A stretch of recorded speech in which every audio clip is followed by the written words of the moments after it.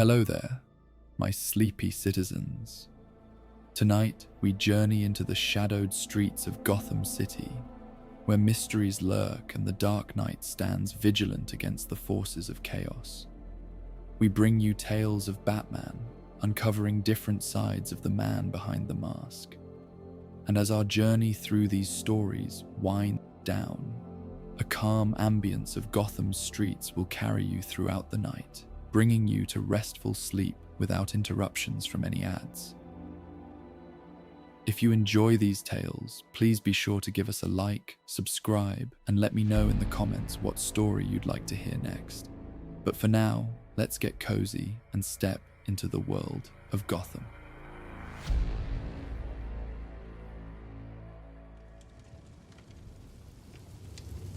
Water dripped steadily in the darkness beneath Gotham's streets, each drop echoing through abandoned tunnels that hadn't seen regular use in decades.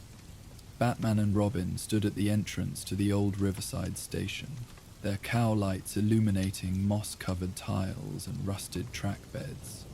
Above them, the modern subway system continued its normal operation, but down here in the forgotten lower levels, a more dangerous game was about to begin. Another riddle just appeared on the main transit system screens. Oracle's voice came through their communicators.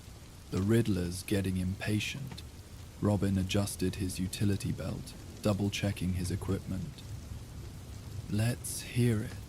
I am the path less traveled, worn by time and tide. Solve my secrets swiftly, or Gotham's breath will subside. What begins in darkness must end in light, but only those who think beneath will survive the night. Batman's eyes narrowed behind his cowl. He's confirming our analysis. The old flood control tunnels are his base of operations. And the thread about Gotham's breath, Robin added, his young voice carrying focused determination. He's got those gas canisters positioned somewhere in the active subway system. They moved deeper into the abandoned station, their footsteps echoing off curved walls covered in elaborate Victorian tilework. The Riddler had chosen his stage carefully, a network of tunnels dating back to Gotham's earliest days, when the city first attempted to tame its underground rivers. Detective Montoya has evacuation teams on standby, Oracle reported. But clearing the entire subway system would cause city-wide panic. We need to locate those canisters first. The answer's down here somewhere, Robin said confidently. Every riddle, every puzzle piece will lead us closer. He paused, studying a section of wall where modern LED strips had been recently installed. Look, he's marked the path he wants us to follow. Batman examined the lighting carefully, modified to flicker in a specific pattern. Morse code? Binary, Robin corrected, already decoding the sequence. Coordinates leading deeper into the tunnel network. He's showing off. Wants us to appreciate the layers of his setup. Batman felt a mixture of pride and concern at his partner's quick analysis. Dick was growing into a formidable detective, but the Riddler was especially dangerous when he felt the need to prove his intellectual superiority. Every puzzle would be a test, every solution potentially triggering another trap. They followed the coded lights to a chamber that had once been a maintenance hub. The Riddler had transformed it into an elaborate puzzle room, its walls covered in mathematical equations and fragments of classical literature. A large digital display dominated one wall, its screen showing a complex grid of numbers and symbols. What force and strength cannot get through, I with a gentle touch can do, Robin read from one wall. That's from a riddle about weight, Batman cautioned. The original answer might be a misdirection. Look at how the equations interact with the quoted text. They studied the room's contents carefully, noting how different elements seemed to reference each other. The Riddler's puzzles were never simple. Each solution usually revealed another layer of complexity. The grid pattern, Robin said suddenly. It's not just numbers, it's a representation of the tunnel network itself. Each symbol corresponds to a different type of infrastructure. Batman nodded approvingly, and the literary quotes all relate to themes of water and passage. He's giving us a map of the flood control system. But which parts are still active? Robin wondered. Some of these tunnels would have been sealed decades ago. That's where our expert comes in, Oracle interjected, connecting you now to Carl Matthews, Senior Engineer for Gotham Transit Authority. A new voice joined their communications. The old flood tunnels were never completely decommissioned. We still use parts of the network during major storms, directing water away from critical infrastructure. Perfect for moving gas canisters into position, Batman observed. The active tunnels connect to ventilation systems all over the city. Robin was already working on the grid display, his fingers moving swiftly across the interface. These equations, their flow calculations, the Riddler's showing us exactly how he plans to distribute the gas. But which solution is real? Batman prompted. Remember how he thinks. Right, Robin said, studying the patterns more carefully. He'd want us to prove we understand the elegance of his plan. The correct solution would be, he traced several paths through the grid, the most mathematically efficient route, the one that demonstrates perfect optimization. The display flashed green as Robin input the final calculation. A hidden panel slid open, revealing a new passage, and another riddle projected on the far wall. Through me the past persists in failing light. Follow false steps and death comes with the night. Oracle read. Charming as ever. Batman studied the new tunnel. The passage splits ahead. We'll need to divide our efforts. Robin tried to hide his nervous anticipation. This was what he'd been training for, a chance to prove himself as a detective in his own right.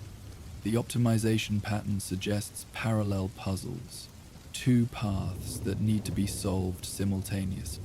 Are you ready for that? The question carried layers of meaning. Robin straightened, meeting his mentor's gaze. I've studied every case file on the Riddler. I know how he thinks, how he constructs his challenges, and I know you trust me to handle my part. Batman nodded slowly. Oracle will maintain contact with both of us. If either path proves too dangerous, I'll call for help, Robin promised. But I won't need to.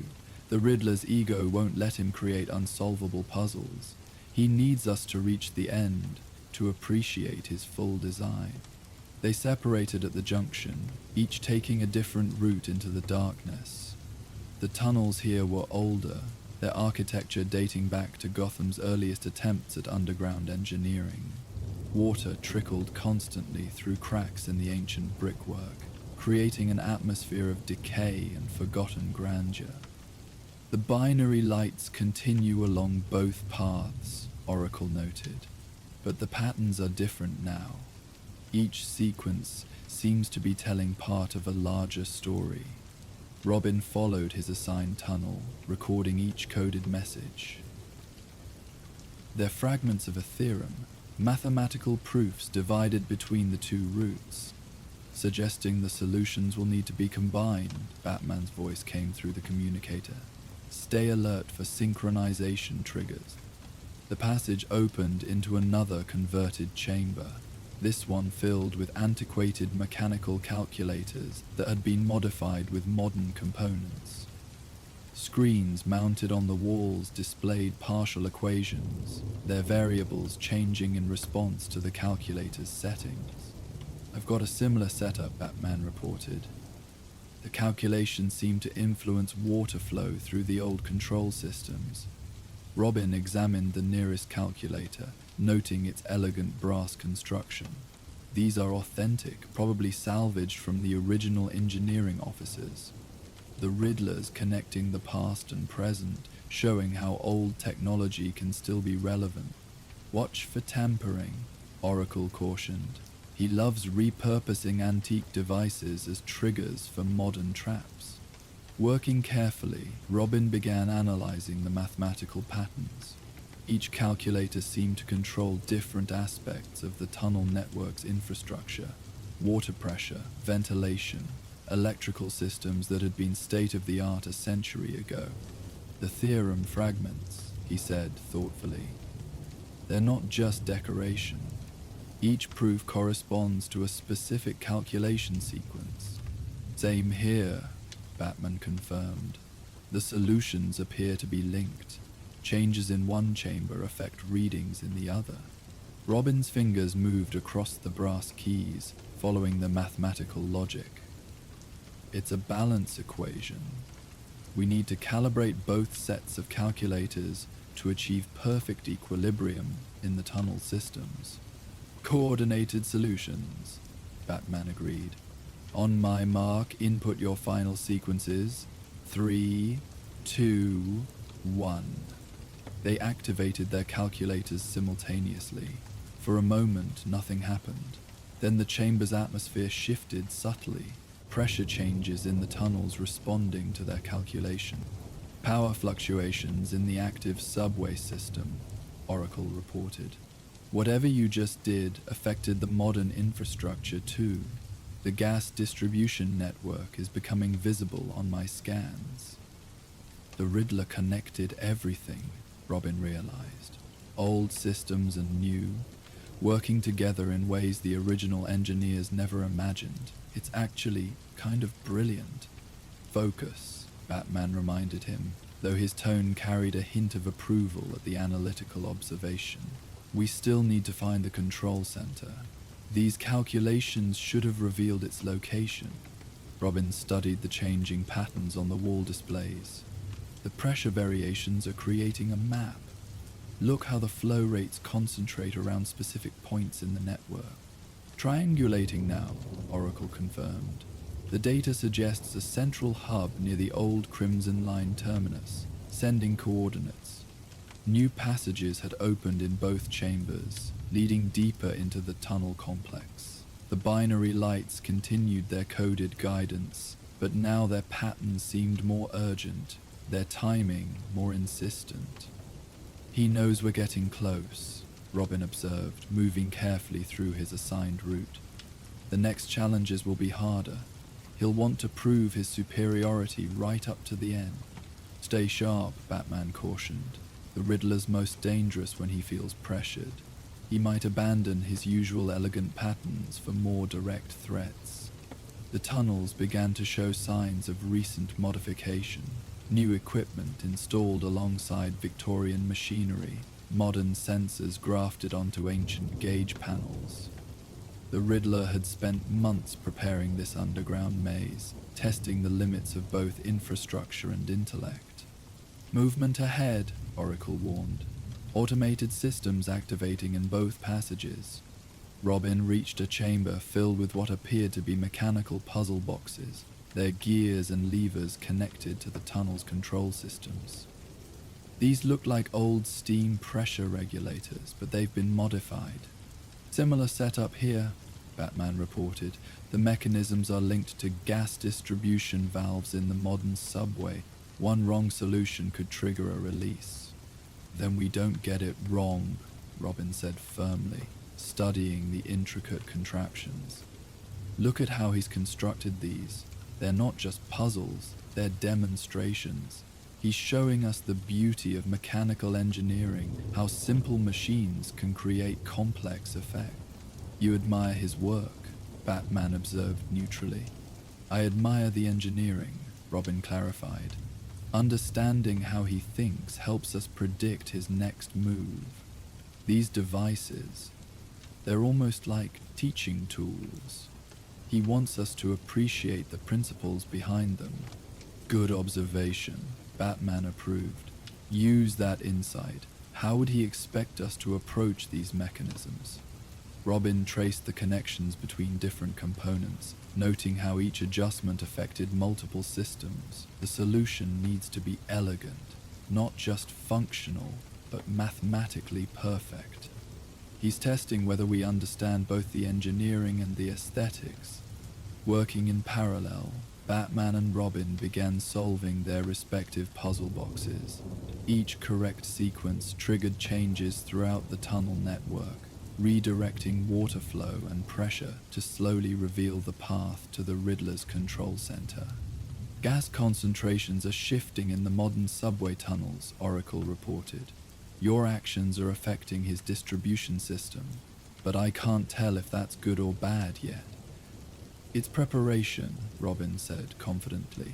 These puzzles are teaching us how his delivery method works. When we reach him, we'll understand exactly how to shut it down. If we reach him in time, Batman reminded, the binary patterns are accelerating. He's implementing some kind of countdown. The final mechanisms clicked into place, their solutions triggering new openings in the chamber walls. The passages beyond showed signs of increasing technological sophistication, the Riddler's influence becoming more obvious as they approached his center of operation. The tunnels are converging, Oracle noted. You'll be reunited at the next junction, and, yes, I'm detecting a large power signature ahead. Looks like some kind of central control room. Batman and Robin reached the junction simultaneously, their separate paths merging into a single approach to the Riddler's sanctuary. The ancient brickwork here had been almost completely hidden behind modern panels and displays, creating a hybrid space that bridged centuries of engineering. Ready? Batman asked quietly. Robin nodded, double-checking his equipment. Everything we've solved was leading to this. Time to show him that two minds can be better than one. They moved forward together, mentor and protege, their complementary skills prepared for the Riddler's final challenge. The tunnel's atmosphere hummed with electronic energy, promising one last test of intellect before the night's deadly game could end. Ahead, green light spilled from a chamber that had once been a major maintenance hub. The Riddler's laughter echoed through hidden speakers, welcoming them to his technological throne room. The real challenge was about to begin, but Batman and Robin were ready. Their combined detective skills, honed by years of partnership and trust. Within that glowing chamber, surrounded by the marriage of past and present engineering, they would prove that true intelligence meant knowing when to work together, and that the greatest puzzles could only be solved by minds willing to learn from each other. The night was far from over, but its outcome would depend not just on solving riddles, but on understanding the power of partnership in the face of genius gone astray. The control room was a testament to the Riddler's obsession with both technology and theatricality. Ancient gauge panels had been converted into modern displays, their brass frames housing LED screens that showed ever-changing patterns of numbers and symbols.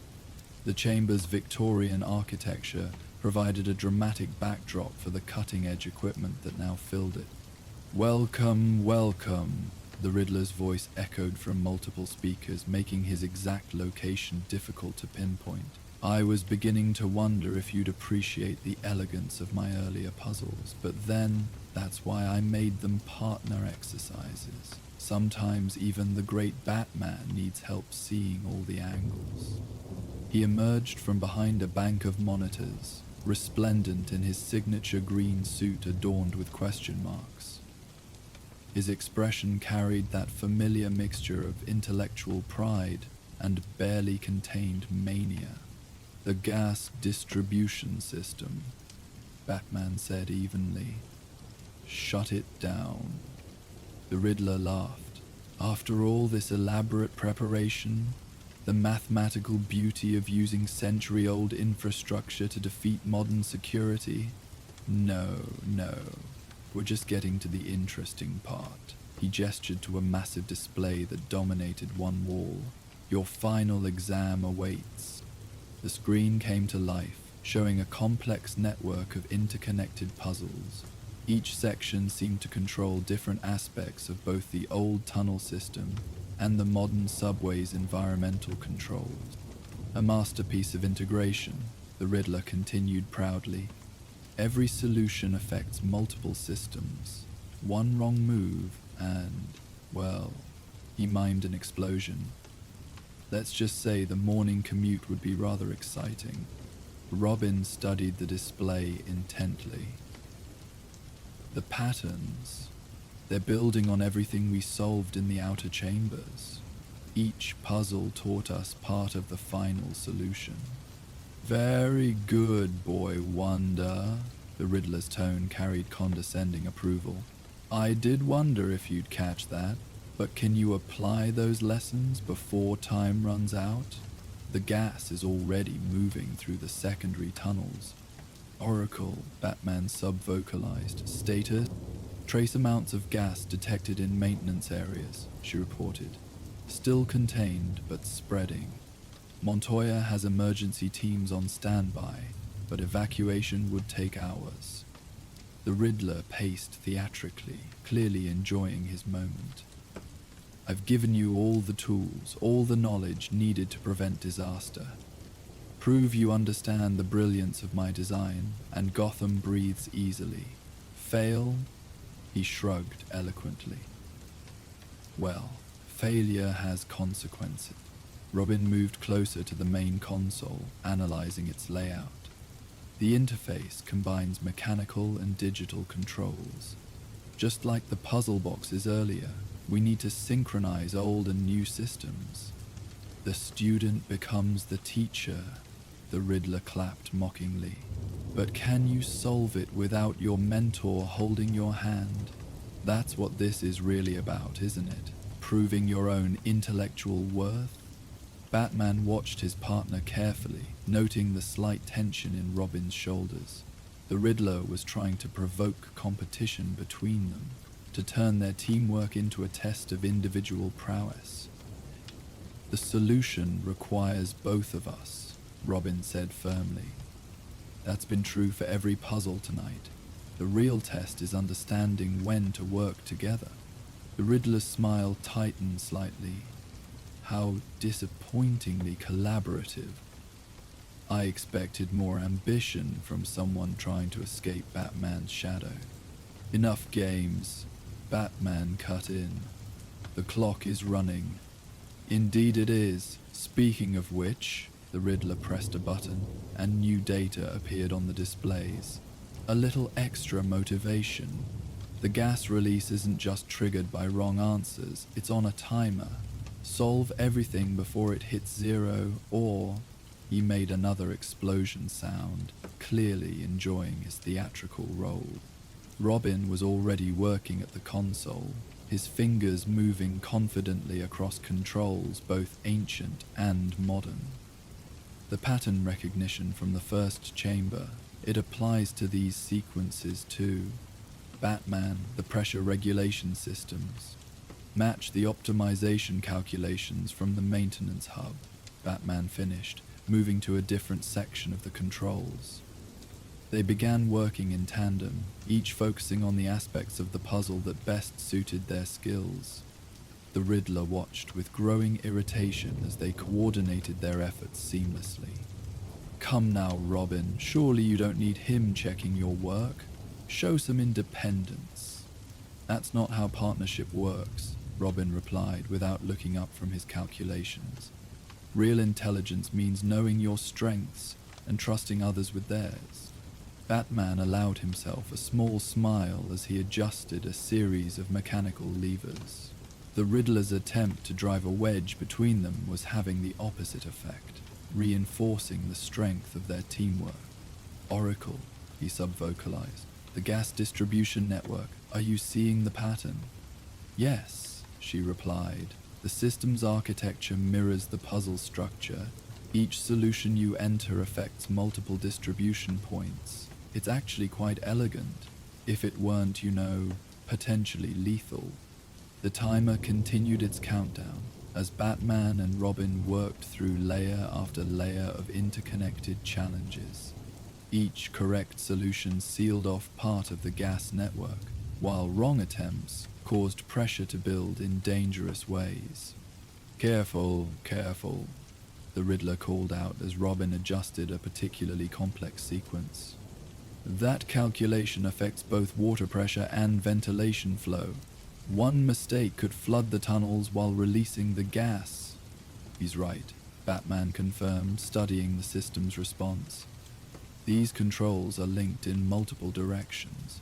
Every change has cascading effects. Robin nodded, his focus absolute. Like the theorem fragments from earlier, each piece affects the whole equation. We need to solve for perfect balance. They continued their methodical progress, using lessons learned from each previous puzzle to understand the final challenge's structure. The Riddler's masterpiece was indeed brilliant, a perfect integration of Victorian engineering and modern technology, where every solution had to account for multiple layers of cause and effect. 2 minutes remaining, Oracle reported tensely. Gas concentrations are rising in the maintenance tunnels. The Riddler's theatrical calm began showing cracks as Batman and Robin maintained their steady teamwork. Come on, show some competition. Where's the individual brilliance, the desire to prove superior intellect? You still don't understand, Robin said, inputting another sequence. True intelligence isn't about being superior. It's about knowing when to learn from others, when to combine different perspectives. Batman adjusted a series of pressure regulators, coordinating perfectly with Robin's calculations. Every puzzle tonight proved that. The parallel routes, the synchronized solutions, you designed them to require cooperation. No, the Riddler's composure cracked further. I designed them to prove that even partnership has limits. That ultimately, individual genius triumphs over collective mediocrity. 30 seconds, Oracle warned. But wait, the gas flow is changing direction. Your solutions are forcing it back into the containment systems. Robin's fingers flew across the console, implementing the final sequences. The whole network is like one huge puzzle box. Everything we learned about pressure and flow leads to this moment, Batman finished.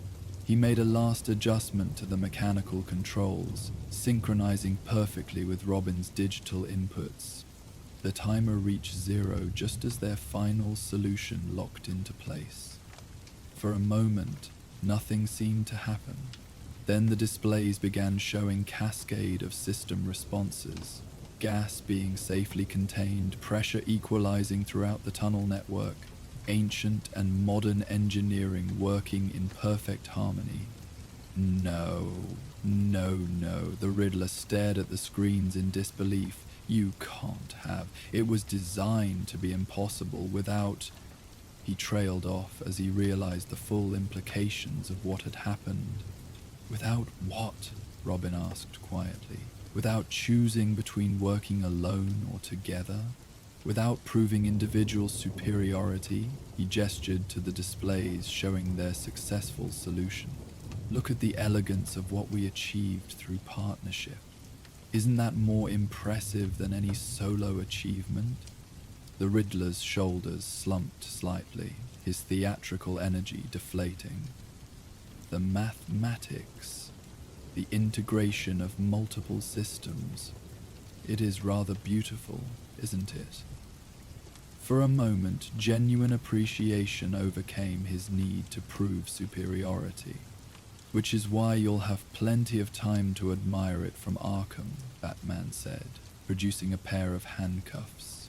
The entire solution will be preserved as evidence, along with detailed documentation of how you modified the tunnel systems.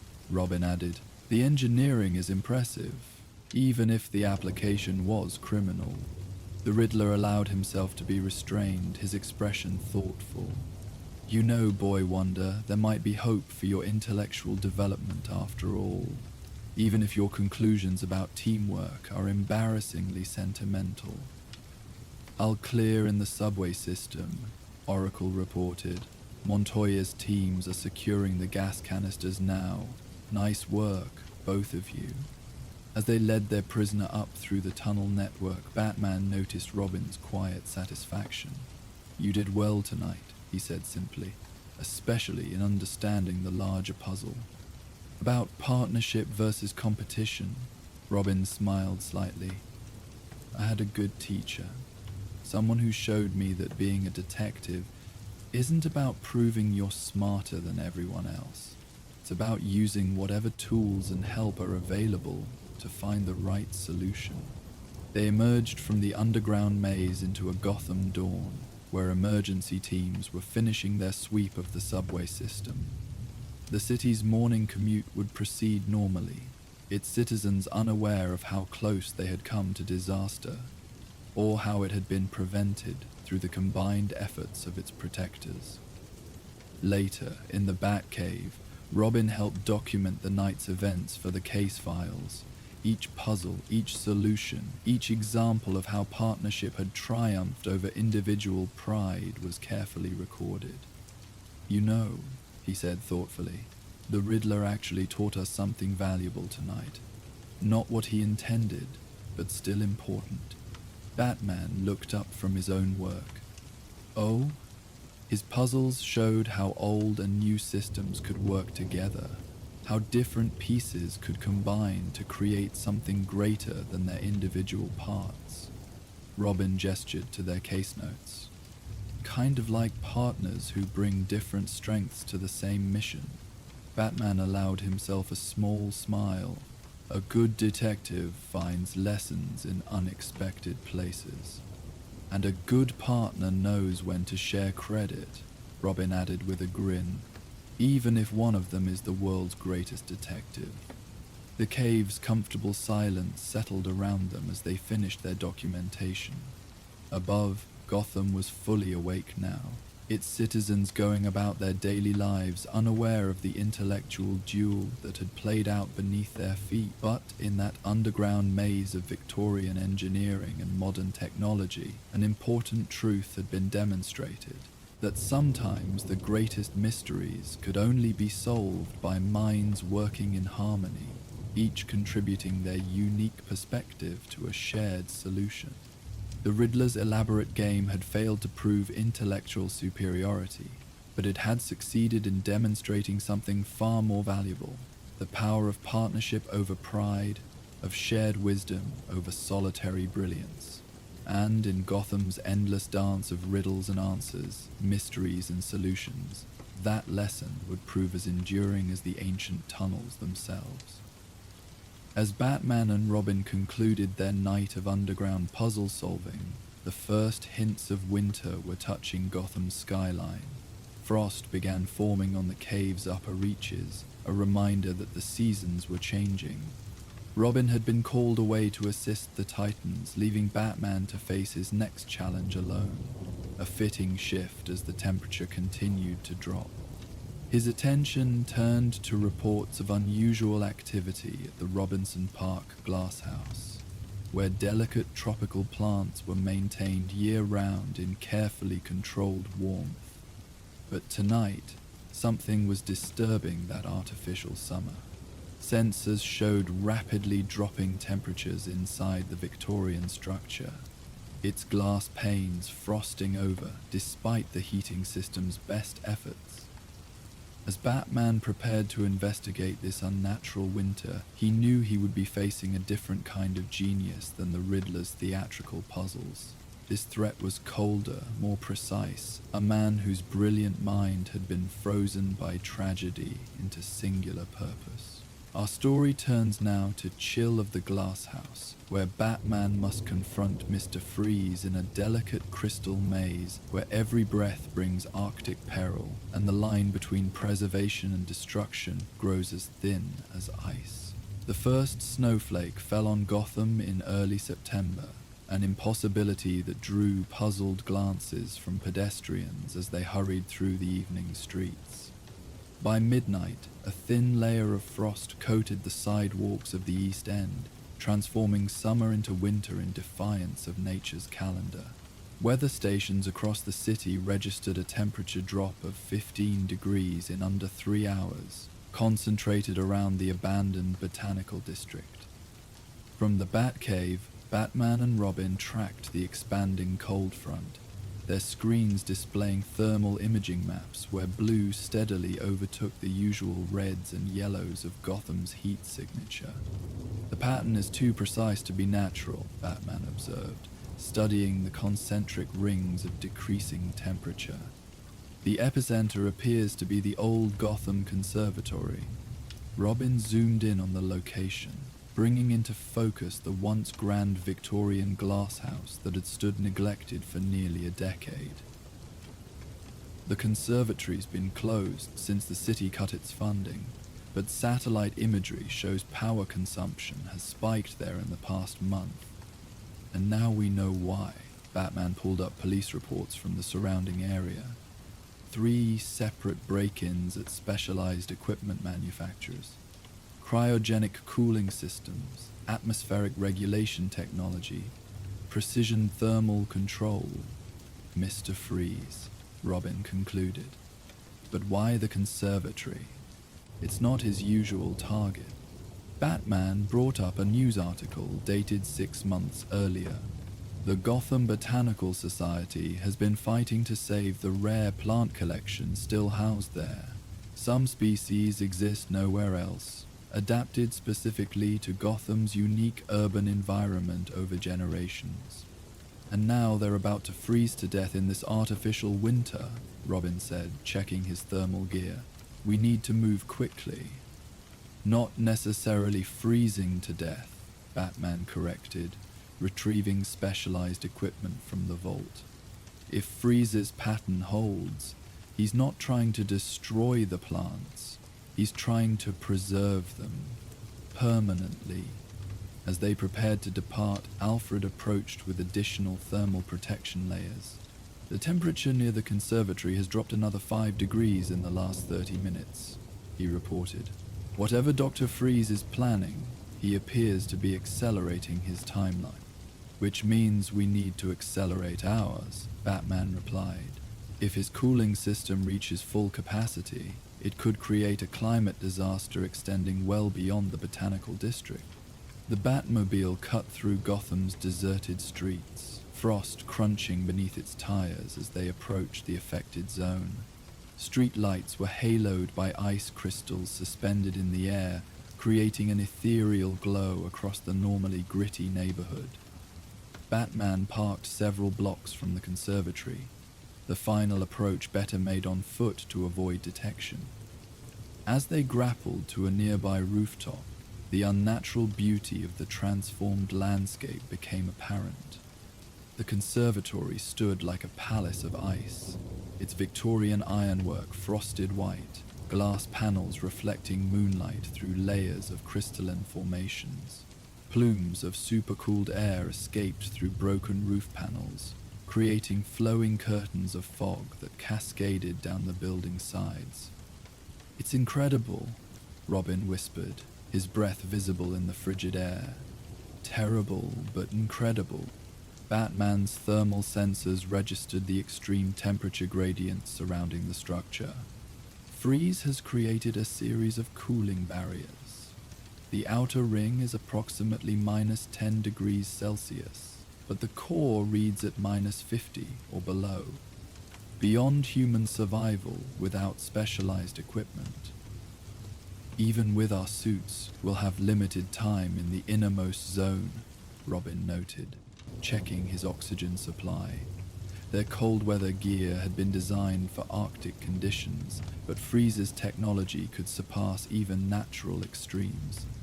"Movement at the north entrance," Batman observed, focusing his cowl's enhanced vision on the frosted doors.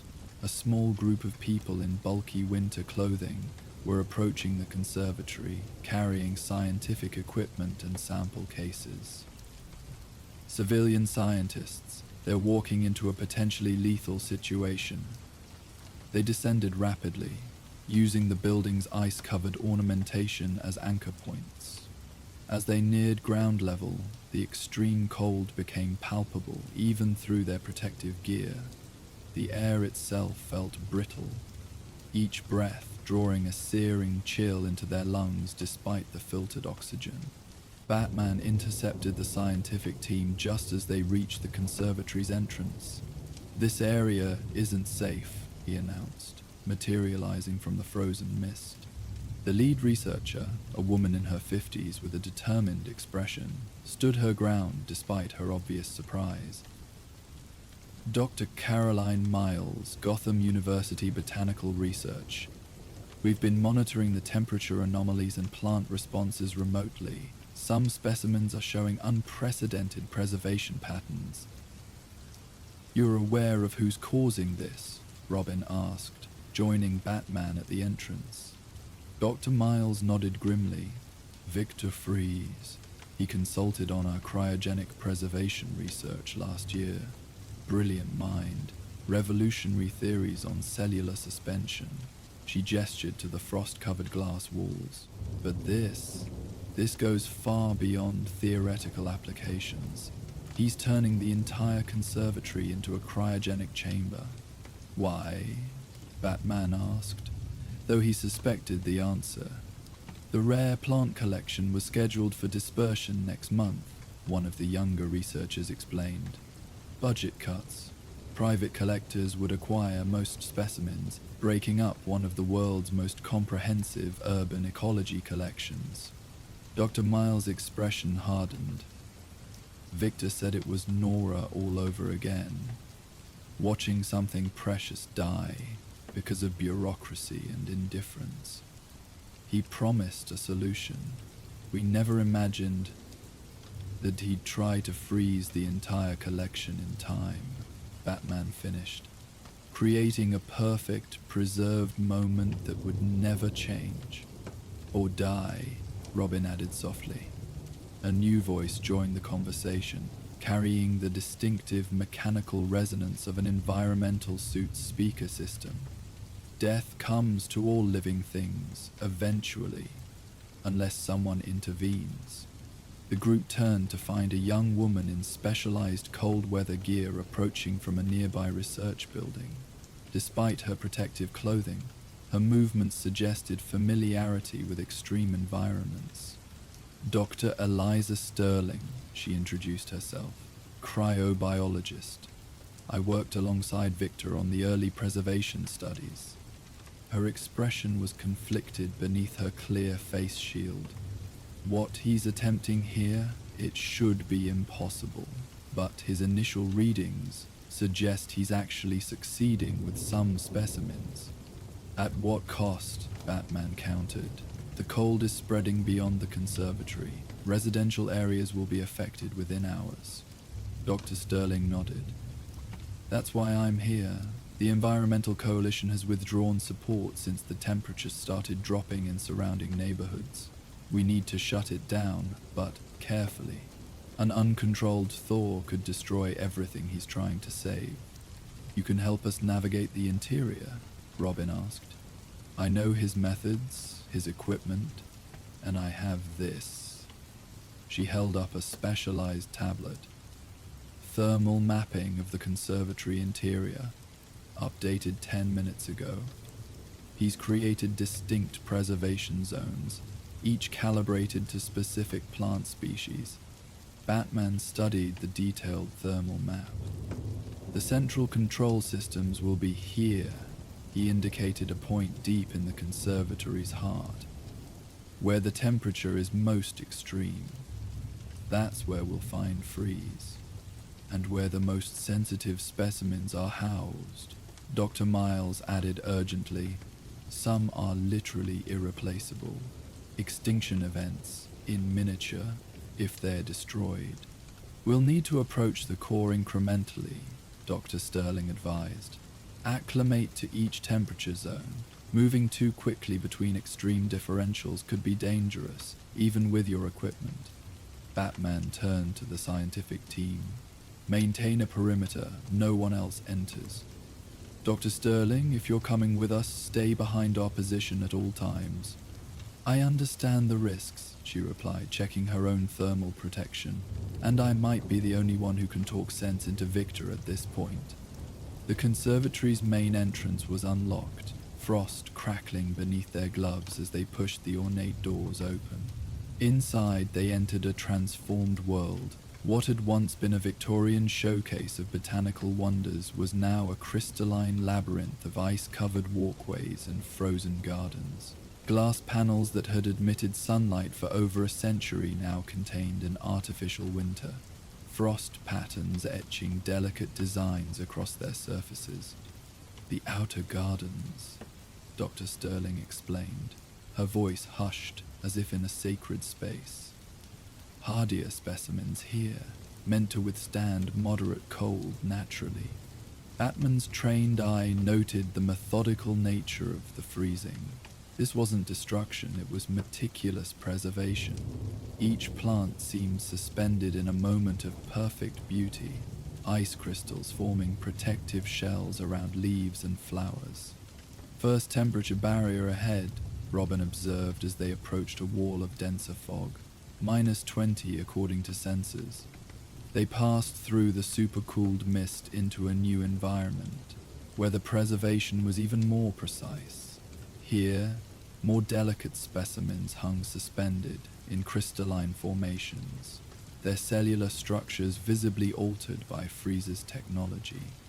"Molecular-level transformation," Dr. Sterling explained, examining a frozen orchid with professional amazement. "He's replacing cellular water with organic antifreeze compounds.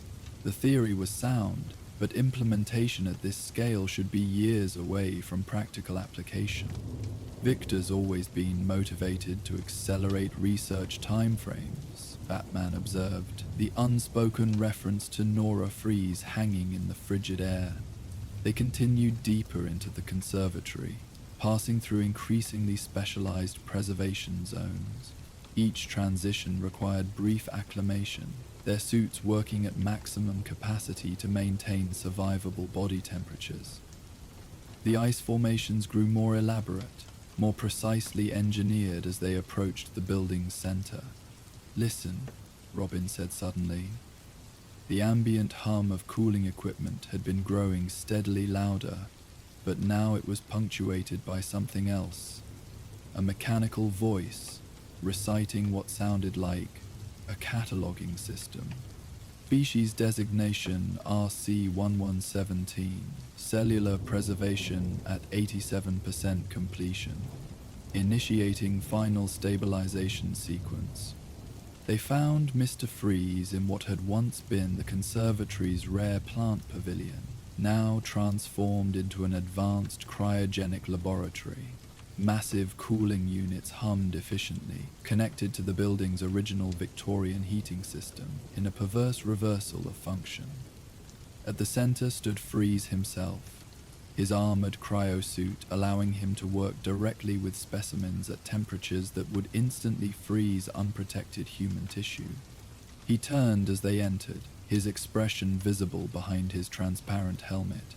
Not surprise, but something closer to resignation. "The Batman, I calculated a 68% probability of your interference tonight." His voice carried its familiar mechanical timbre. Emotion filtered through the suit's speakers. "Though I had hoped to complete at least the most critical specimens before your arrival." Batman took in the elaborate setup, dozens of plants in various stages of cryogenic preservation, each monitored by precision equipment. This was no hastily assembled operation. Freeze had been planning this for months. "Your cooling system is affecting residential neighborhoods, Victor. The temperature drop has already forced evacuations." "A temporary inconvenience," Freeze replied, continuing his work with methodical precision. "Once the preservation process stabilizes, the external temperature effects will moderate. A small price for saving irreplaceable life forms." "Victor," Dr. Sterling stepped forward, "the cellular disruption patterns in the outer specimens are within acceptable parameters," he interrupted. "I've compensated for the degradation with modified antifreeze proteins. The core specimens will achieve perfect preservation." "At the cost of freezing half of East Gotham?" Robin challenged. Freeze's expression hardened. What cost would you place on extinction? These specimens exist nowhere else. Once gone, they can never be recovered. He gestured to his equipment displays. The Botanical Society had 9 years to secure funding. The university had countless opportunities to prioritize preservation. Instead, they allowed these living treasures to languish until commerce demanded their disposal. We're still fighting for them, Victor, Dr. Sterling said. But this method is the only one guaranteed to succeed. Freeze adjusted controls on a central console, lowering the temperature further. I watched Nora die by degrees while committees debated funding, while bureaucrats weighed the cost-benefit analysis of her life. I won't watch it happen again. Batman moved carefully around the laboratory's perimeter, assessing the cooling system's vulnerabilities. These plants aren't Nora, Victor, and perfect preservation isn't the same as living. Something flickered across Freeze's face, a momentary crack in his cold certainty. Perhaps not, but it's preferable to extinction. Is it? Robin asked, genuinely curious despite the tense situation. These plants evolved over millions of years, adapting to changing conditions. By freezing them permanently, aren't you ending that process? Stopping the very thing that made them special in the first place? Batman recognized the strategy. Robin was engaging Freeze intellectually while he maneuvered into position near the primary cooling controls, but he also knew his partner's questions were sincere. Dick had always been fascinated by the ethical complexities their adversaries presented. Evolution requires time, Freeze replied, his tone taking on a professor's cadence. Time these specimens no longer have. Urban pollution, climate disruption, habitat destruction. Adaptation cannot keep pace with human-caused environmental collapse. So you're creating a snapshot, Dr. Sterling observed. A moment preserved until better conditions might exist. Precisely. Freeze adjusted another specimen's position in the freezing chamber. A library of life, protected until humanity either corrects its course or eliminates itself. Either way, these species will survive. Batman had reached a critical junction box, his analysis confirming it controlled power distribution to the secondary cooling systems. Disabling it would begin a gradual temperature increase in the outer zones without shocking the preserved specimens. And who decides when that future time arrives? He asked, keeping Freeze's attention. Who determines when it's safe for life to continue its natural course? A question for another day, Freeze responded, turning suddenly as his sensors detected Batman's position, one that won't be resolved by sabotaging my equipment. He fired his freeze gun in a precise arc, not directly at Batman, but at the structural supports above him. Ice formed instantly, creating a barrier of frozen metalwork that separated Batman from the crucial controls. Your thermal suits will reach critical tolerance in approximately 12 minutes, Freeze informed them calmly. I suggest you withdraw before system failure occurs. I have no desire to add human specimens to my collection. Victor, please. Dr. Sterling tried again. Your preservation theory could revolutionize conservation, but not like this. The university would back properly conducted research. The same university that deemed this collection financially untenable. Freeze's voice carried rare, bitter emotion that would parcel out living history to the highest bidders. I've seen the consequence of trusting institutions with what is precious. Dr. Sterling, never again. Robin had been examining the central cooling system while the others kept Freeze engaged. His analysis revealed something concerning. Batman, he sub-vocalized through their private communication channel. The primary cryogenic unit is approaching critical pressure. If it continues at this rate, Batman understood immediately. Freeze's emotional investment was pushing him to accelerate the preservation process beyond safe parameters. The brilliant scientist was being overwhelmed by the desperate husband, the man who had failed to save the one thing that mattered most to him. "Victor," Batman said quietly, "look at your pressure readings." Freeze turned to his displays, his scientific training momentarily overriding his emotional drive. His expression changed as he absorbed the data, the unmistakable indicators of a system approaching catastrophic failure. "No," he whispered, "the calibration was perfect. The sequential cooling should have prevented any cumulative pressure buildup. Your modifications to the Victorian infrastructure created unexpected feedback loops," Dr. Sterling explained, moving cautiously toward the control panel. The original heating system wasn't designed to handle reverse thermodynamic flow at these extremes.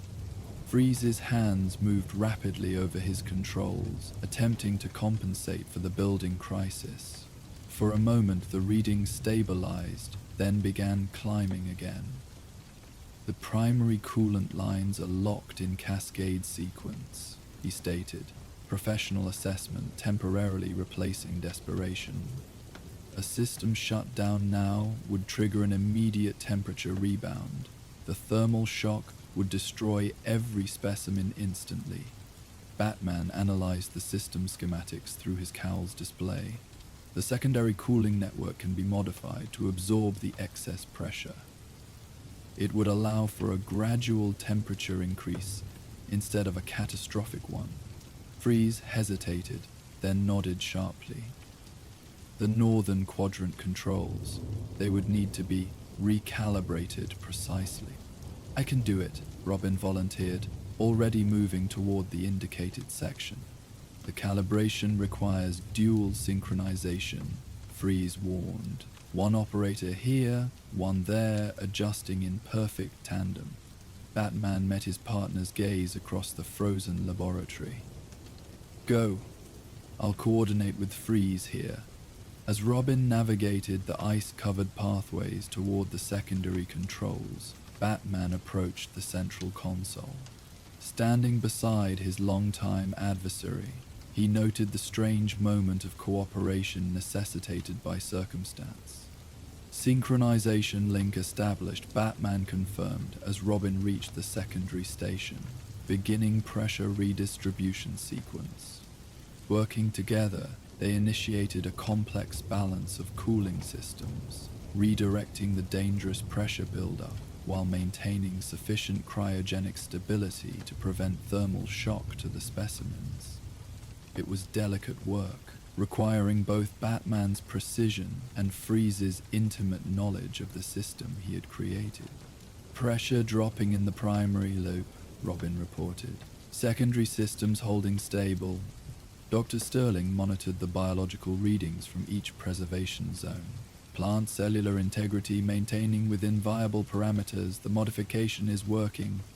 Freeze adjusted the final sequence, his movements betraying rare uncertainty. "The preservation won't be perfect. Some specimens will experience cellular degradation during the stabilization process. But they'll survive," Batman reminded him. "Adaptation instead of perfect stasis." The immediate crisis stabilized, but the larger ethical question remained unresolved. The conservatory's temperature was now holding at a level that wouldn't threaten surrounding neighborhoods, but the preservation process continued, albeit at a more moderate pace. "What happens now?" Robin asked, rejoining them at the central laboratory. "These plants can't remain in cryogenic suspension indefinitely."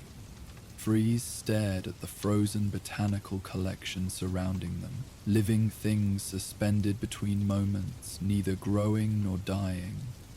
His creation, his attempt to preserve what was precious, had nearly ended in disaster.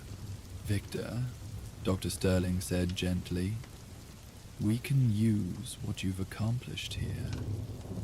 The university's botanical research department would support a properly structured preservation program. Your methods, refined and scaled appropriately, could protect endangered species worldwide. Under institutional control, Freeze replied, though with less bitterness than before, subject to the same funding vagaries and political pressures that threatened this collection in the first place. There are alternatives, Batman suggested. The Wayne Foundation has an environmental trust specifically for preservation of endangered species. Independent funding, scientific autonomy, public accountability. Trees considered this in silence, his internal struggle visible even through his armored exterior. The scientist weighing objective reality against emotional need. The husband who couldn't save his wife, contemplating whether he could save something else instead. The preservation process can be reversed gradually, he said finally. A controlled thaw sequence over 72 hours would allow for cellular reintegration with minimal damage. The most critical specimens could remain in modified stasis until proper facilities are prepared. Dr. Sterling nodded.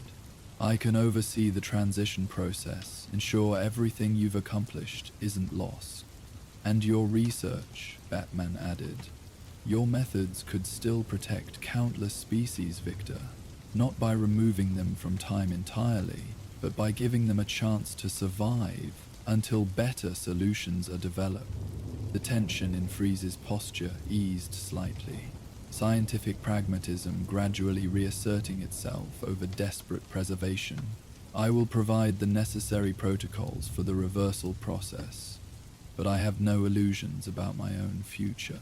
Arkham awaits, as always. First things first, Robin said, practical as ever. We need to start the controlled shutdown sequence for the outer zones. The sooner we normalize the neighborhood temperatures, the sooner people can return to their homes. Under Freeze's guidance, they began the careful process of dismantling his cryogenic network from the outside in. Each zone required specific adjustments to ensure the plants within weren't damaged by sudden temperature changes. It was methodical work, reflecting the care that had gone into creating the system in the first place. You know, Robin said quietly to Batman as they calibrated one of the outer quadrant controls. There's something almost admirable about what he tried to do here. Misguided, dangerous, but coming from a place of wanting to protect something vulnerable. Batman watched as Freeze delicately adjusted the preservation parameters for a particularly rare orchid. Victor's tragedy has always been his inability to accept loss. Everything he does stems from that moment when he couldn't save Nora. Do you think he'll ever move past it? Some wounds never heal completely, Batman replied, but finding new purpose can make them bearable. As dawn approached, the conservatory's outer regions had already begun their careful return to normal temperatures. Frost receded from glass panels, allowing the first hints of sunrise to penetrate areas that had been locked in artificial winter hours before. The preservation would be reversed gradually, giving each plant species time to readjust to natural conditions. Outside, emergency services were coordinating the neighborhood's recovery. The unexpected cold snap would be attributed to an experimental weather control system malfunction, close enough to the truth while avoiding public panic. Scientists from Gotham University were already arriving to help monitor the thawing process and document what could be learned from Freeze's unorthodox methods. The Wayne Foundation representatives will arrive this afternoon to discuss future preservation options, Batman informed Dr. Sterling as they finished stabilizing the central control systems.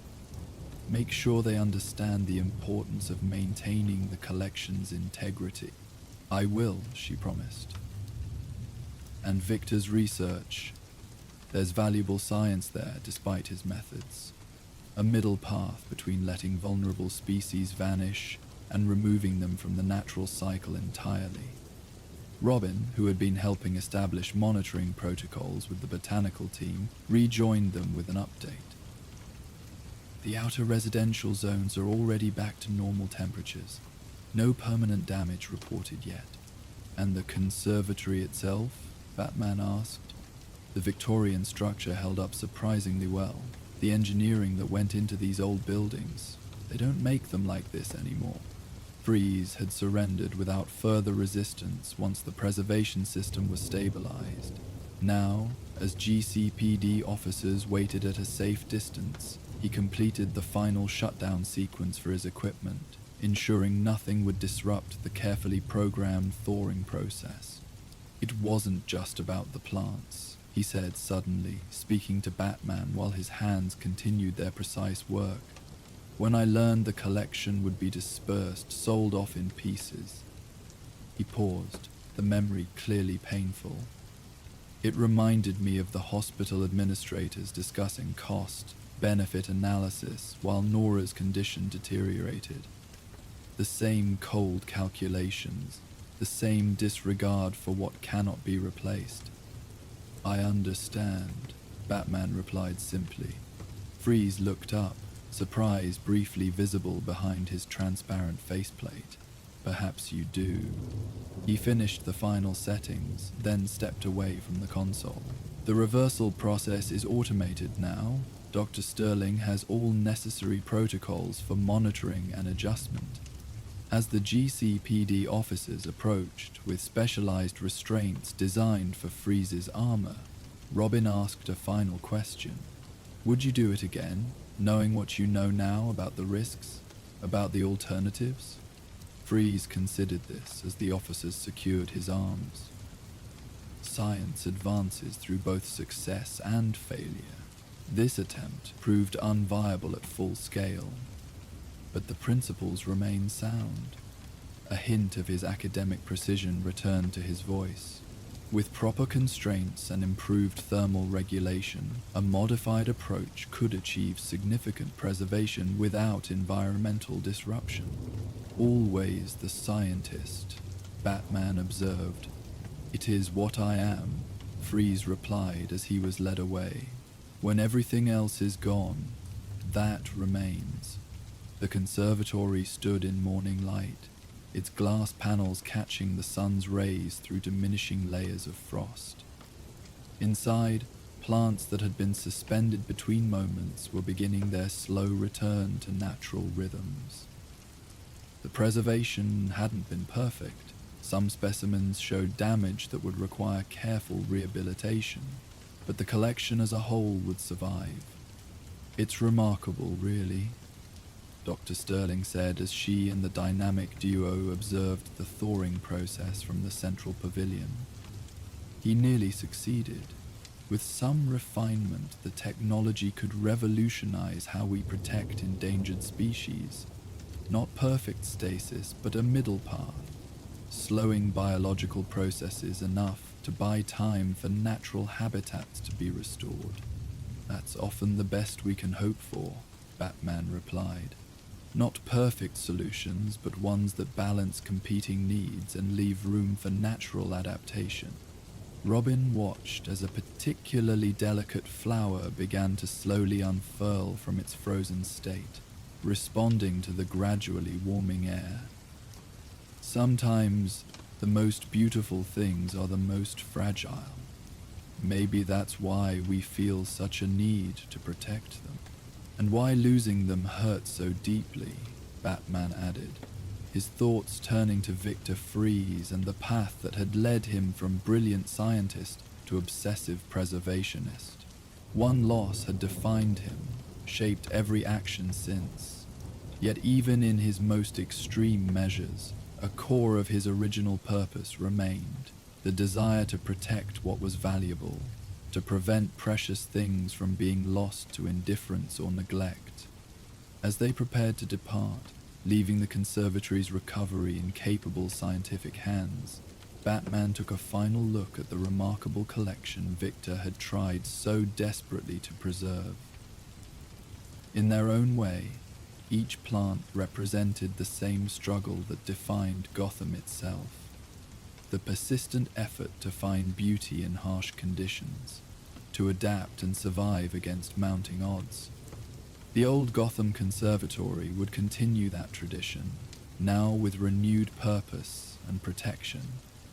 Sometimes it took coming close to losing something to remind the world of its value, and sometimes even misguided actions could lead to worthwhile outcomes if wisdom prevailed over desperation in the end. The Winter Garden would return to its natural state, changed but enduring, and perhaps somewhere in Arkham, Victor Freeze might find some small peace in knowing that what he had tried to preserve would continue growing, not in perfect stasis, but in the imperfect, adapted rhythm of life itself. As the last traces of frost melted from the old Gotham Conservatory, life returned to its natural rhythm within those Victorian glass walls. Batman and Robin's confrontation with Mr. Freeze had ended with an uneasy peace, a balance between preservation and progress. But Gotham's shadows rarely allowed for lengthy respite, and their attention was already being drawn elsewhere, toward darker depths beneath the city's foundation. Reports had begun filtering through Oracle's intelligence network, whispers of an underground fighting arena where combatants faced each other in merciless displays of strength.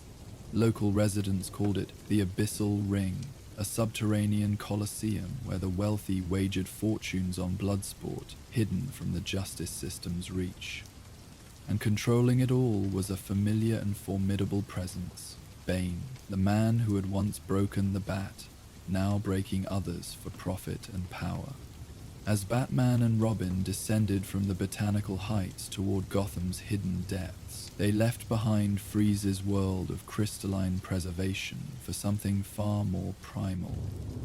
The chill of scientific obsession gave way to the heat of raw physical confrontation. Our story turns now to the Abyssal Ring, where the dynamic duo must face not ice and cold, but sweat and muscle, in a test of both body and spirit against Gotham's strongest adversary. Water dripped endlessly from corroded pipes, each drop echoing through cavernous chambers that once cleansed Gotham's water supply. The North River treatment plant had been decommissioned 15 years ago when the city upgraded its infrastructure, leaving behind a labyrinth of massive tanks, pressure chambers, and maintenance tunnels buried beneath the streets. Forgotten by most, the facility had found new purpose in recent months, one far removed from public service. Batman and Robin stood motionless in the shadows of a rusted catwalk, observing the scene below. What had once been the plant's primary settling tank was now a makeshift arena, its curved concrete walls rising 30 feet to create a natural coliseum.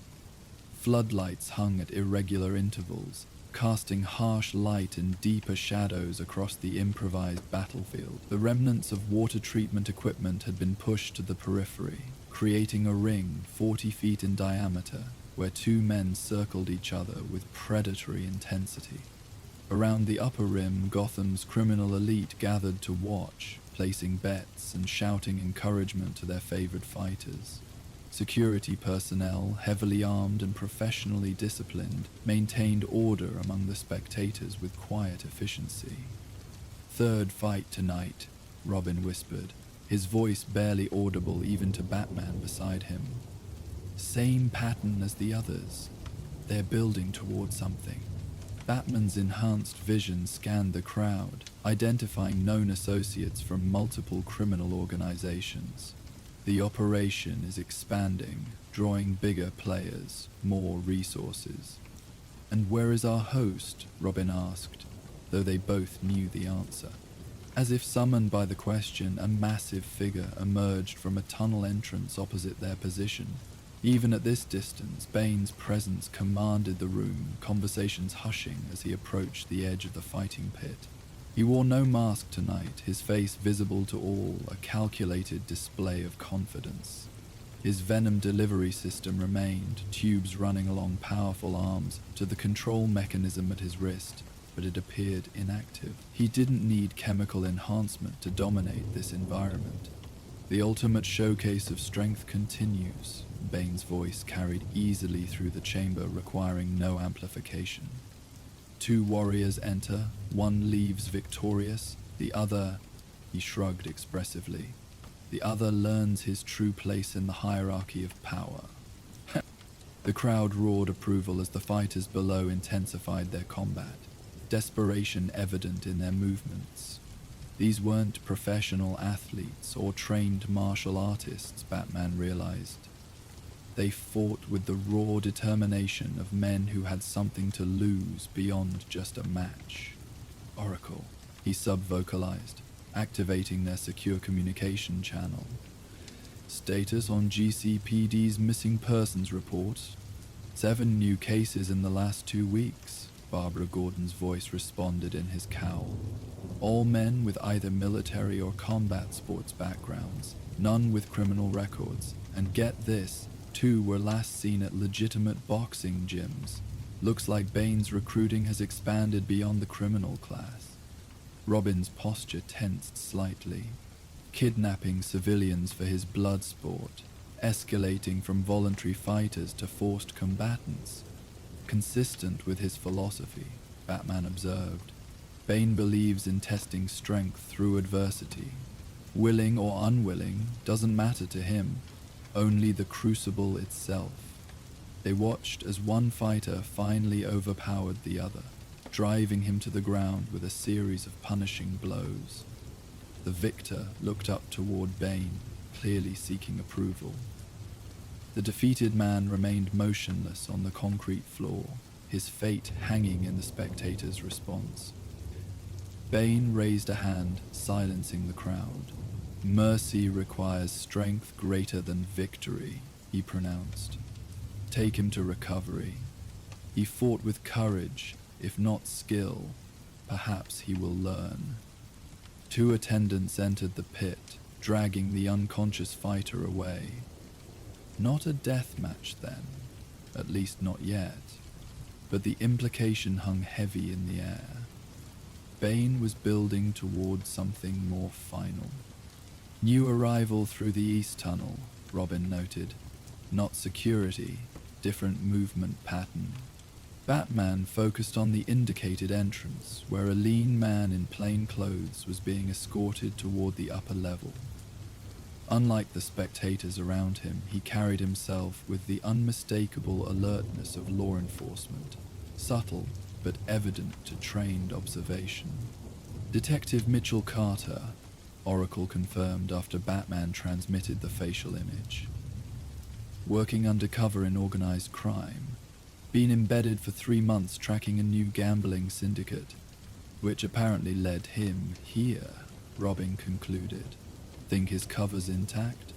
For now, Batman replied, but we'll need extraction contingencies. Bane's security team includes former intelligence operatives. They're trained to spot infiltrators.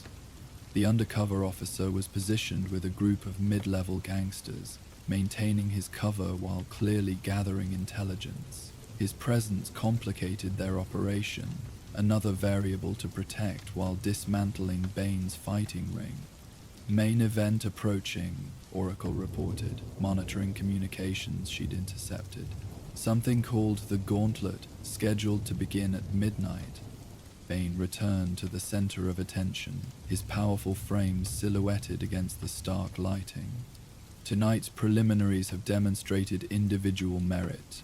Now we prepare for true challenge. The Gauntlet awaits our champion. The crowd's response was immediate and enthusiastic. 4 opponents in succession, each stronger than the last. Survival brings reward beyond mere wealth. Recognition as worthy in the eyes of those who understand true power. We need more intelligence before we move, Batman decided. Separate and gather reconnaissance. I'll track Bane's movements. You follow the recovery team. Find out where they're keeping the fighters. Robin nodded, his expression momentarily betraying concern before professional focus returned. Meet at the Northeast Junction in 30 minutes? Unless circumstances dictate otherwise. Batman's hand rested briefly on his partner's shoulder, a rare physical gesture of reassurance. Remember, this is intelligence gathering. No engagement unless absolutely necessary. Understood. Robin melted into the shadows with practiced ease, making his way along the catwalks toward the tunnel where the defeated fighter had been taken. Batman moved in the opposite direction, navigating the treatment plant's complex upper infrastructure. The facility had been designed with maintenance in mind, providing multiple concealed routes between sections, perfect for surveillance. He followed Bane at a distance, noting how the massive fighter interacted with his organization's hierarchy. This wasn't just a fighting operation, it had the structure and discipline of a paramilitary group. 20 minutes into his observation, Batman encountered an unexpected variable. A maintenance door opened silently as he passed, a hand reaching out to touch his arm. Years of training prevented his instinctive counterattack when he registered that the gesture wasn't aggressive. "You shouldn't be here," a voice whispered from the darkened alcove. "None of you should. He's expecting you." Batman assessed the speaker. Male, approximately 50 years old, athletically built but showing signs of numerous old injuries. His face carried the distinctive scarring of a career fighter, but his eyes held something unexpected, genuine fear. "Who are you?" Batman demanded quietly. "Desmond Knox, former heavyweight before injuries ended my career." The man glanced nervously down the corridor. "Been training fighters for Bane's operation. Had no choice at first, but now..." He trailed off, clearly struggling with conflicted loyalties. "Why warn me?" Knox's expression hardened. "Because he's not running fights anymore. He's building soldiers, testing techniques. The whole operation changed 2 weeks ago. Fighters who used to volunteer are now being recruited at gunpoint, training methods getting more extreme." He pulled up his sleeve, revealing fresh bruising. I questioned the new approach, got this as answer. Batman processed this information against what they'd already observed. "The gauntlet. What is it?" "A death sentence," Knox replied bluntly. 4 opponents in sequence, no breaks. Last one is always Bane himself. Nobody survives that. But tonight's different. He's added something new. Chemical augmentation for the final challenger. Venom, Batman concluded. The performance-enhancing drug that gave Bane his superhuman strength would be lethal to most users without proper preparation.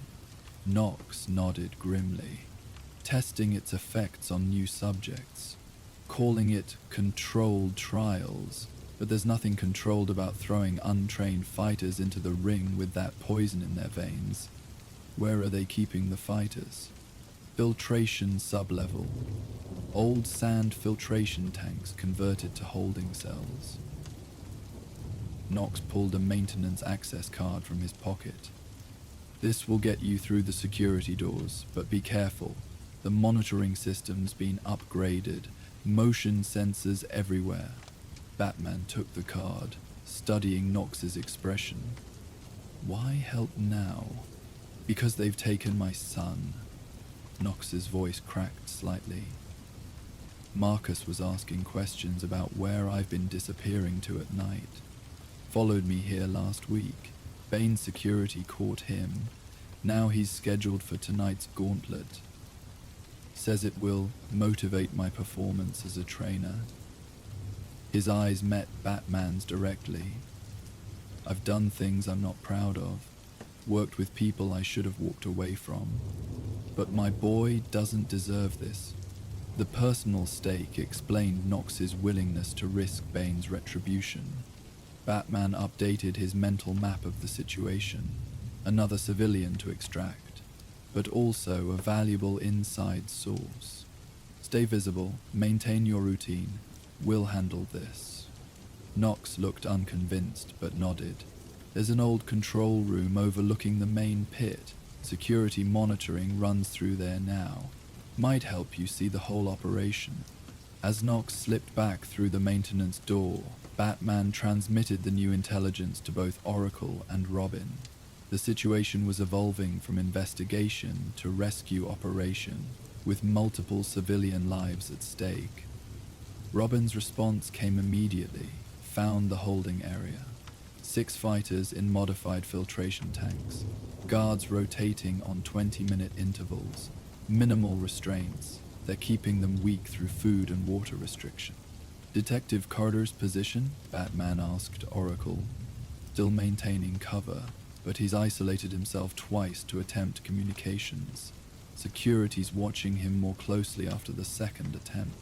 Batman continued his methodical surveillance, working his way toward the control room Knox had mentioned. The treatment plant's layout became more complex as he descended. A maze of pipelines and pressure chambers creating a 3-dimensional puzzle around the central fighting pit. The control room provided the overview he needed, a panoramic view of the operation from behind one-way glass.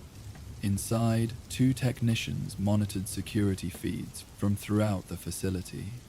The chamber was designed for water quality analysis, now repurposed with modern surveillance equipment alongside the original control panels.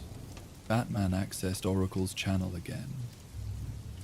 I can see the main arena and approach tunnels from here. Security is concentrated on the spectator entrances, minimal coverage of the upper maintenance levels. Main's quarters located? Robin asked. Northeast quadrant.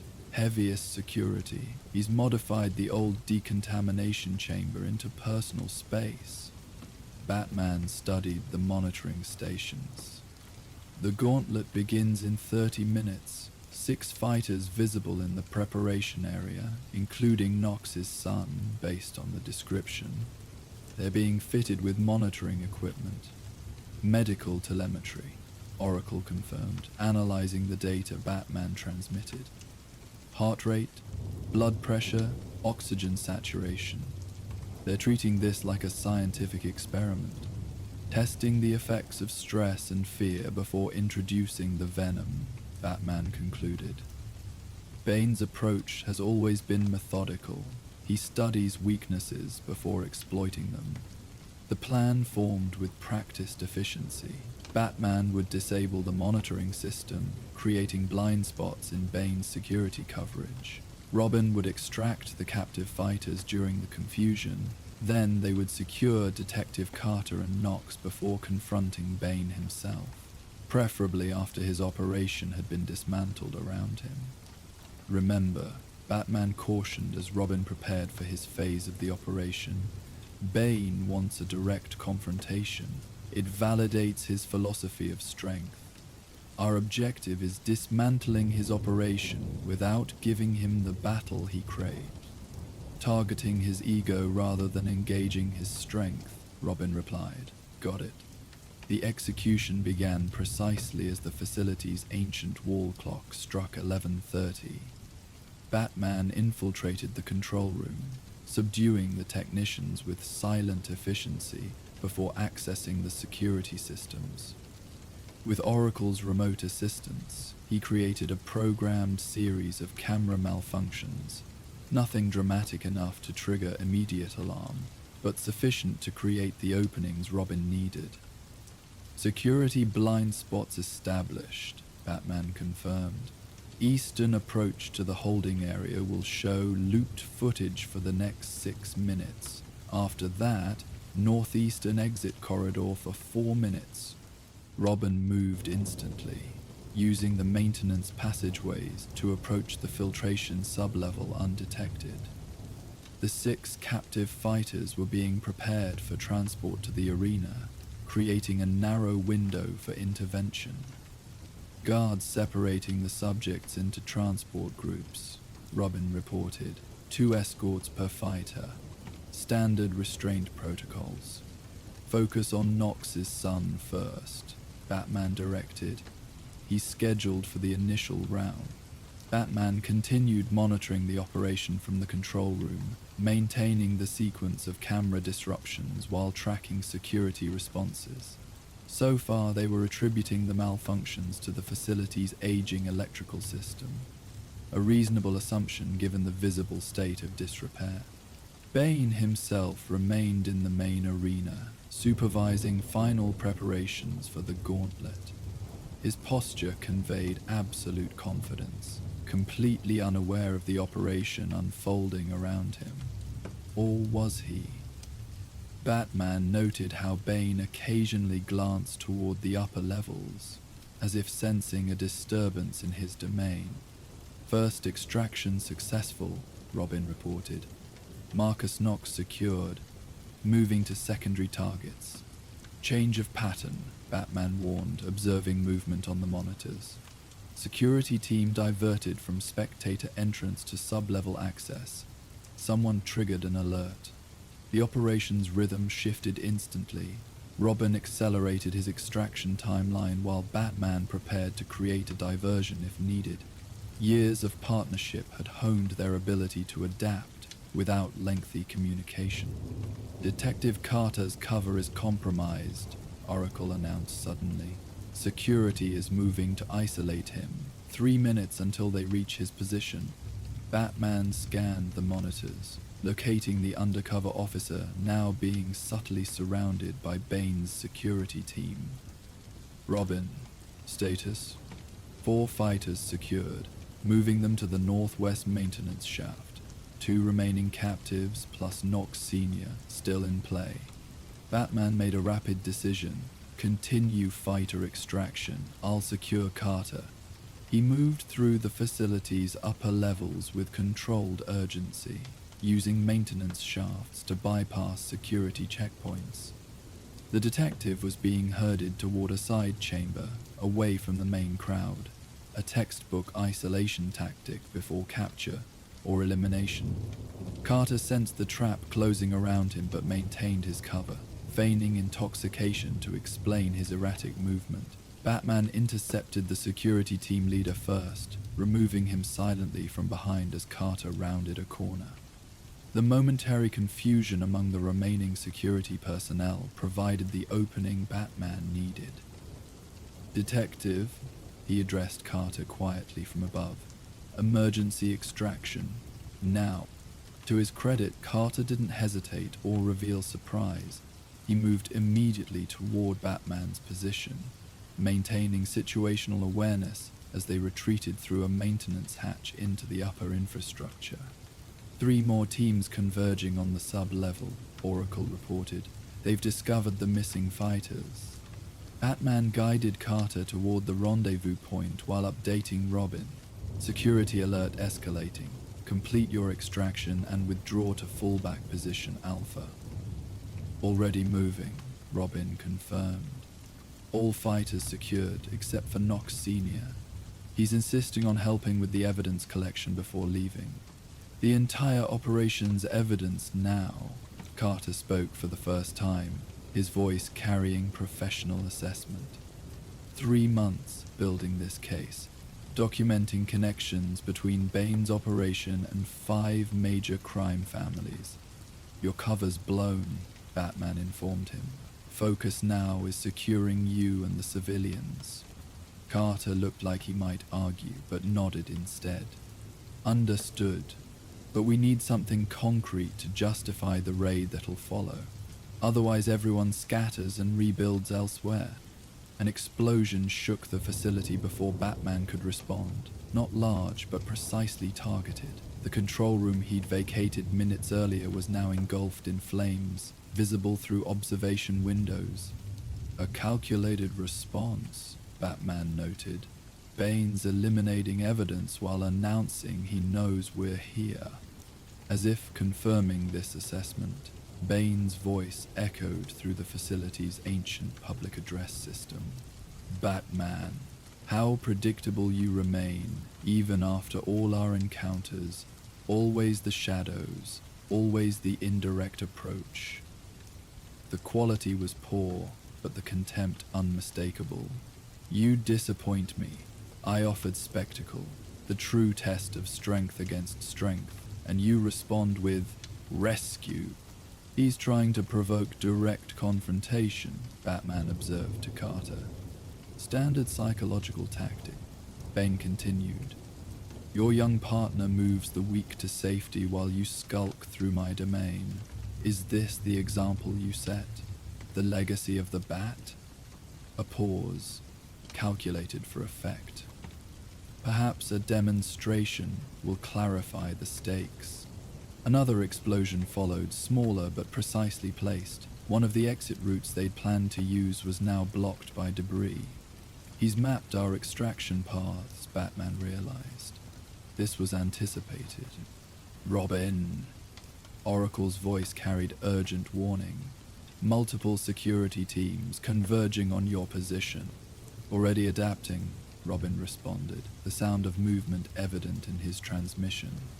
Rerouting through the western drainage system, fighters secure but slowing progress. Batman assessed their rapidly evolving situation. Bane was attempting to funnel them toward a confrontation of his choosing, likely the central arena where he held every advantage. Standard procedure would be to reject these terms completely, to withdraw and approach the problem from an entirely new angle after regrouping. But with civilians and a police officer at risk, options narrowed significantly. "Oracle, facility schematic analysis. Find me an approach to the central area that Bane won't expect." "Working on it," she replied. "There's an old emergency overflow channel that doesn't appear on the updated security system. It runs beneath the main fighting pit, designed to prevent flooding if the primary pumps failed. Access point? Western quadrant, maintenance level 3. But Batman, the channel hasn't been maintained in decades. Structural integrity is questionable at best." Noted. Batman turned to Carter. "Continue to the extraction point with Robin. Get the civilians to safety."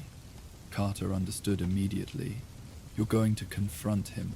"I'm going to distract him," Batman corrected, "while you complete the evacuation." As Batman moved toward the overflow channel access, Robin's voice came through the communication link. Security teams diverted to the central arena. Bane's calling everyone back to witness something he's calling the true gauntlet. "He's adapting too," Batman noted, recognizing the operation is compromised and converting it to a trap. The overflow channel was exactly as Oracle had described. Neglected, partially flooded, and structurally suspect. Batman navigated its length with careful precision, mapping the supporting architecture of the fighting pit above through periodic inspection hatches. Bane's voice continued to reverberate through the facility, now addressing his assembled audience rather than Batman directly. "Tonight's demonstration evolves. Instead of our planned tournament, you will witness something far more significant. The defeat of Gotham's defender on our terms, in our arena." The crowd's reaction was mixed. Excitement at the promised spectacle, tempered by concern about increased police attention. Many were already departing, unwilling to risk capture when the inevitable GCPD response came. Batman reached a position directly beneath the fighting pit. The original design included maintenance access to the arena floor, likely sealed during Bane's renovations, but potentially still breachable. He located the panel, its edges visible despite attempts to conceal them with fresh concrete. "Robin, status on evacuation. Almost complete. Final group moving through the northeast tunnel now. Knox is with them, providing alternate route guidance." Batman prepared his explosive gel, carefully tracing the access panel's outline. A controlled detonation would breach the floor of Bane's arena at the moment of his choosing, an entrance designed to disrupt the psychological advantage Bane had been carefully constructing.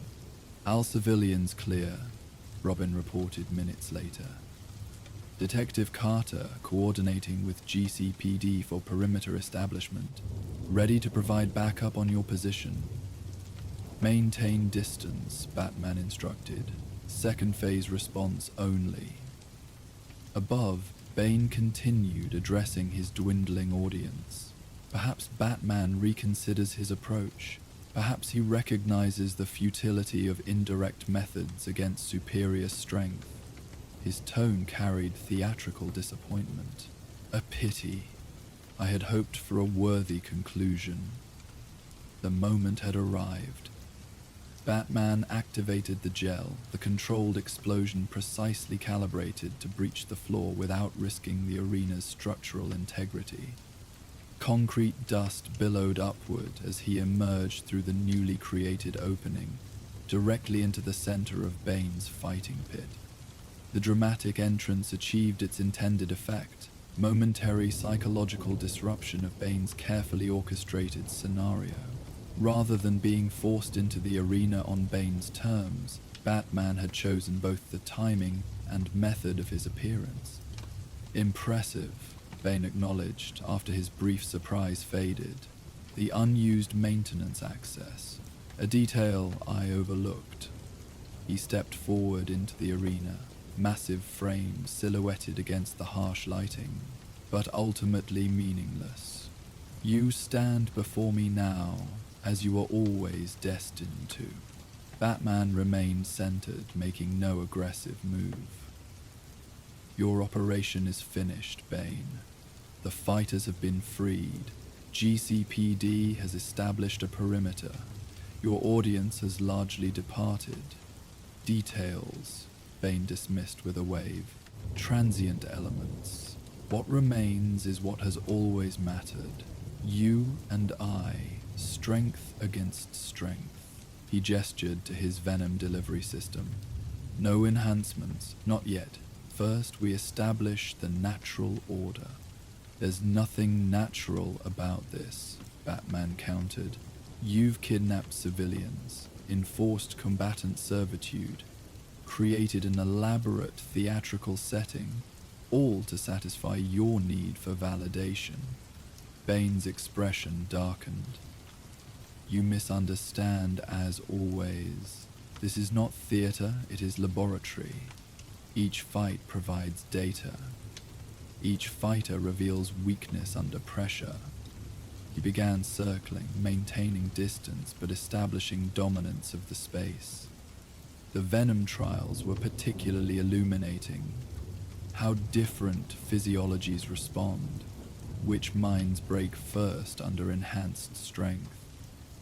Human experimentation, Batman clarified, without consent or controls. The only meaningful consent is survival, Bane replied.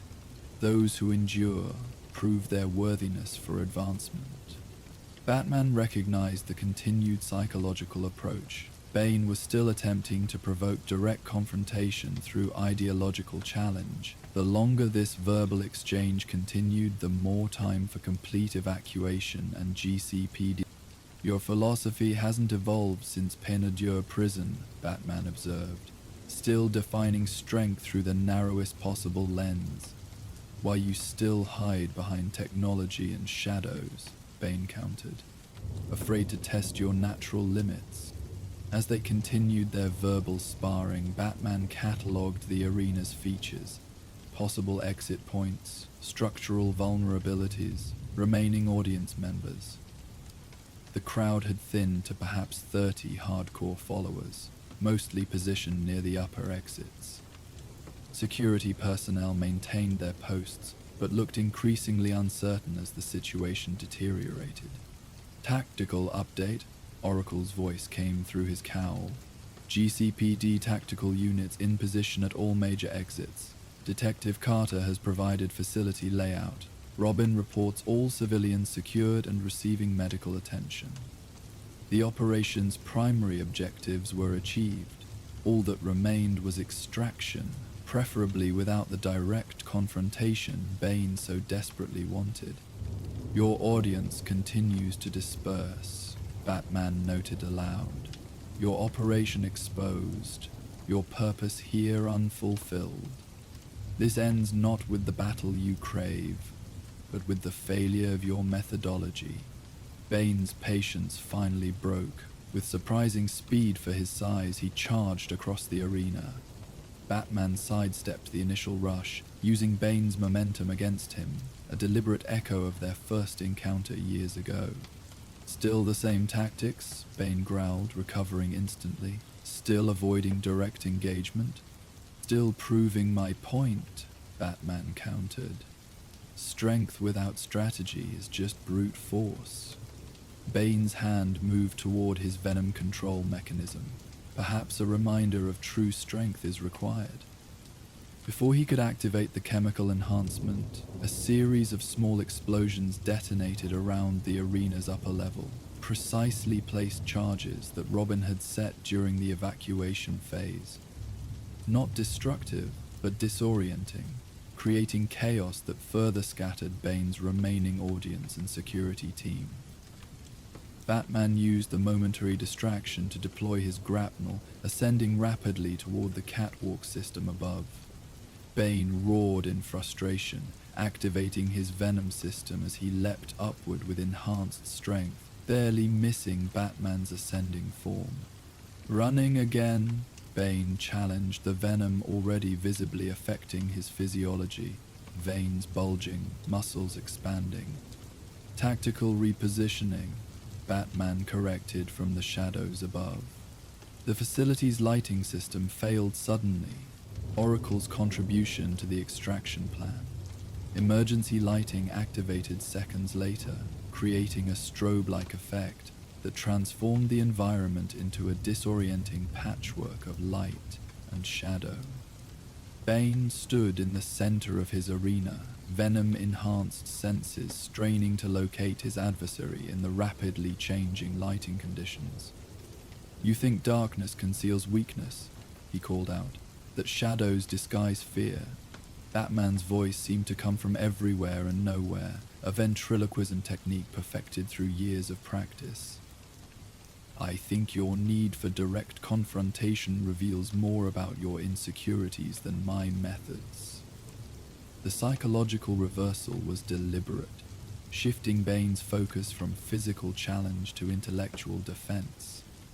The massive fighter turned in frustration, venom pumping through his system with increasing dosage as his emotional control deteriorated. "GCPD breach in progress," Oracle reported. 30 seconds to main arena. Batman continued his strategic movement through the upper infrastructure, leading Bane's attention away from the primary GCPD entry points. "Your operation ends tonight," he called from a new position, "but not with the validation you sought." Bane's frustration reached breaking point.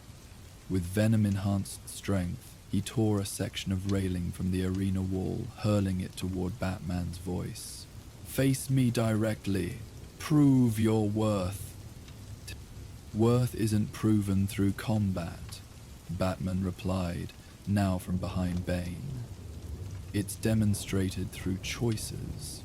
As tactical teams breached the main entrances, Batman made his final approach, not to engage Bane directly, but to disable his venom delivery system.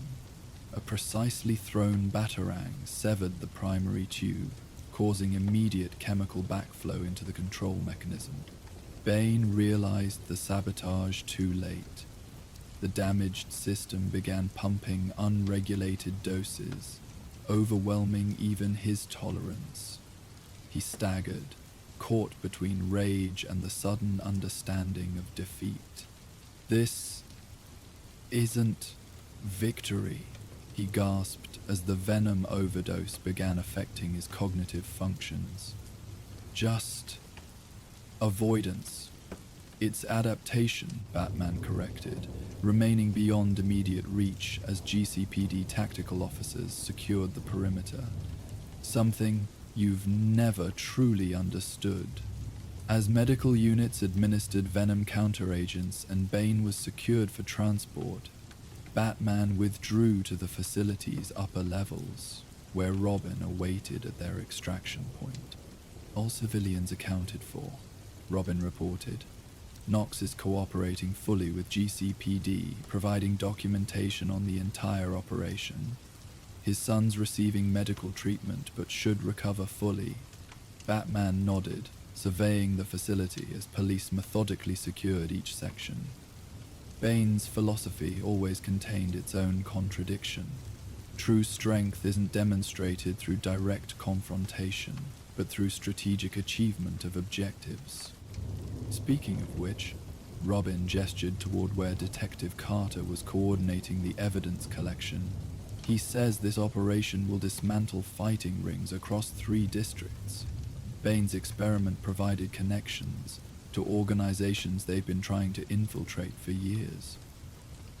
They departed as the facility hummed with police activity. The underground fighting ring transformed into a massive crime scene. The old North River treatment plant would soon return to obscurity, its brief revival as Bane's fighting arena becoming yet another forgotten chapter in Gotham's endless struggle between power and justice. Later, as they debriefed in the Batcave, the philosophical core of the encounter remained worth examining. Maine still believes you avoided true confrontation, Robin noted as they reviewed the operation's documentation. That strategy somehow represents fear rather than intelligence. A perspective that ensures his continued failure, Batman replied. He measures success only through direct domination, missing the broader victory of achieving objectives while minimizing risk. The fighters he kidnapped would certainly agree with your definition of success, Alfred observed, bringing fresh coffee to the workstation. Particularly young Mr. Knox, who I understand has already provided detailed testimony about the operation. The night's events would have lasting impact beyond Bane's eventual return to Arkham. His operation had revealed connections between previously isolated criminal enterprises, providing law enforcement with valuable intelligence.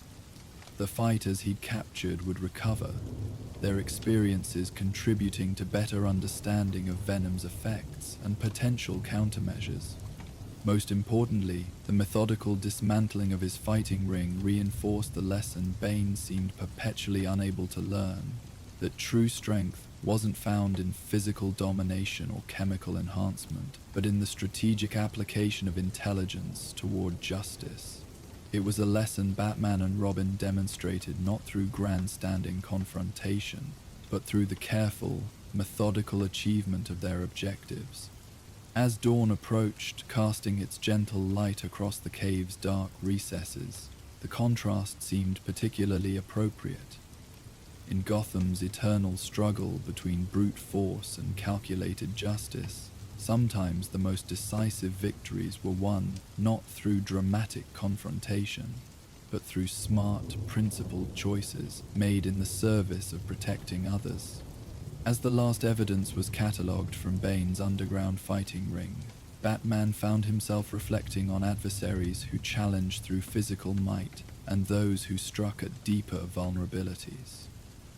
The bruises from the water treatment plant confrontation would heal quickly, but other wounds, those carved by enemies who understood one's past, often left scars that time could never fully erase.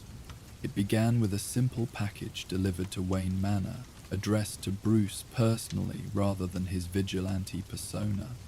Inside, a hand mirror of antique design, its reflective surface cracked precisely down the center. No note accompanied it, but the implication was clear to anyone who knew the sender's methods.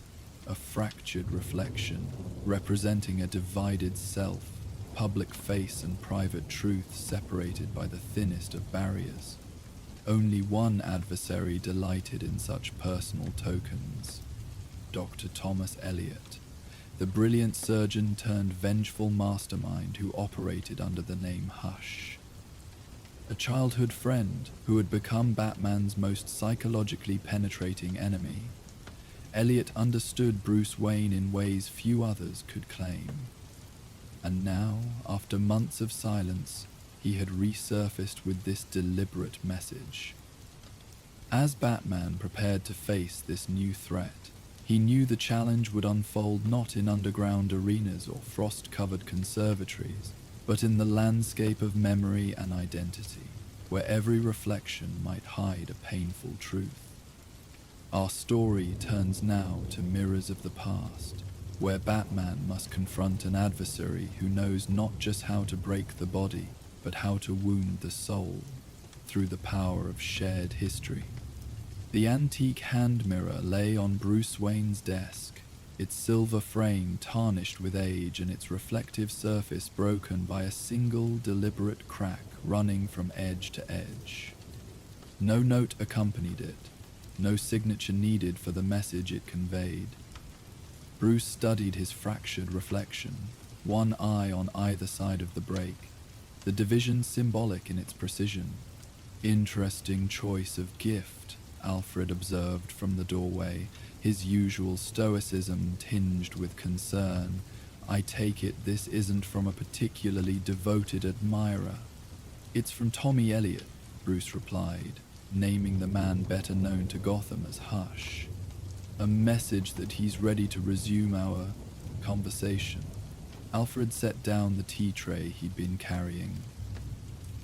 Dr. Elliot has been quiet for some time. What do you suppose has prompted this sudden communication? Before Bruce could answer, his secure phone vibrated with an incoming alert. The message was from Dick Grayson. Incident at Carson Gala. Need to talk. The Carson Foundation's annual benefit was the social event of the season, gathering Gotham's wealthiest citizens under one roof for an evening of conspicuous philanthropy.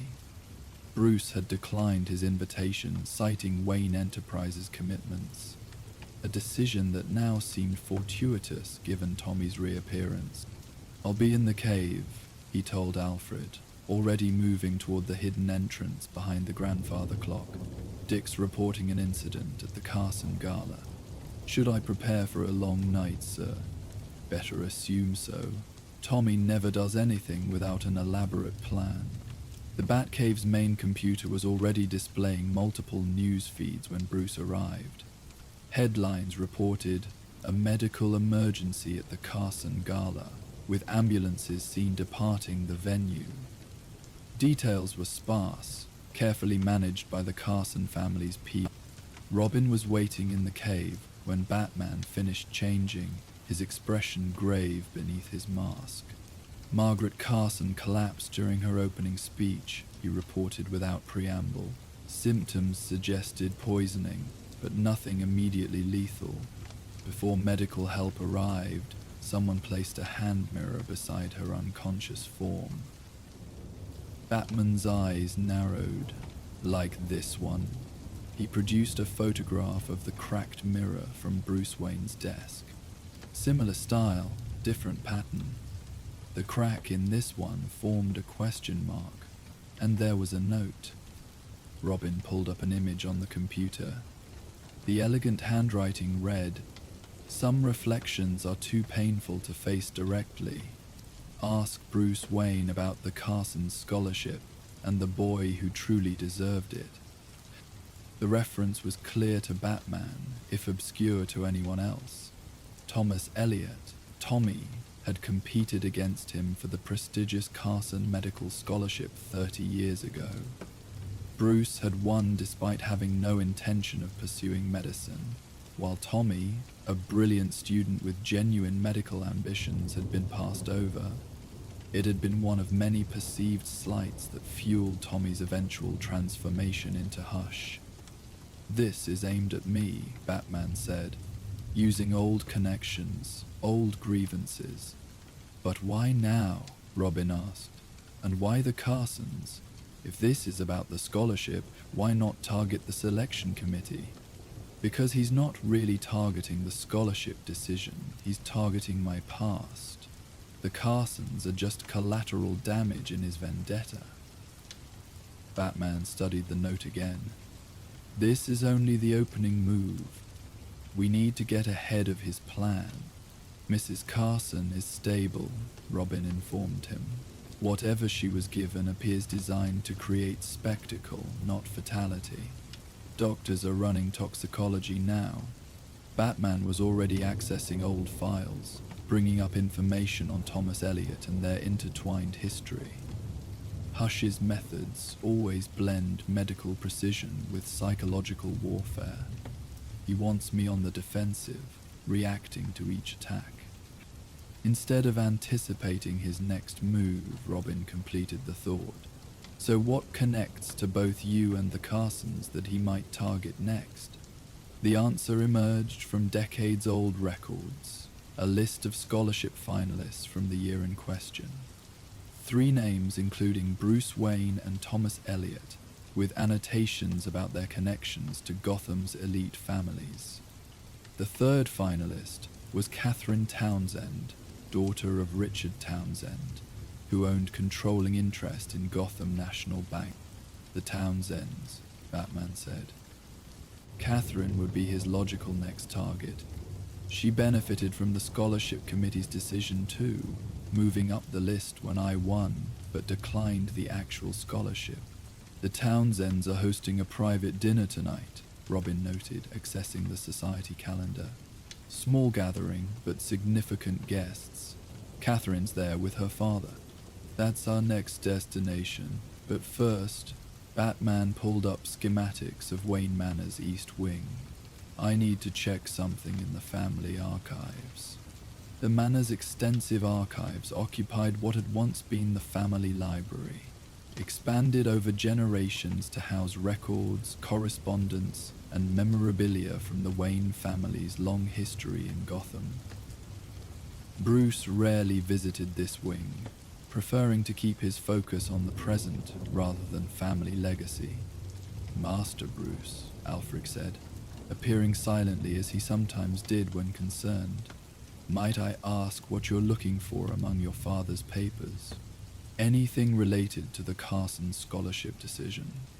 Batman was already examining a file cabinet labeled with the appropriate year. Tommy's implying there was something improper about my selection. Something beyond simple favoritism toward the Wayne name. Alfred hesitated. Your father was on the selection committee that year, as the medical professional representative. He recused himself from voting on your application, of course.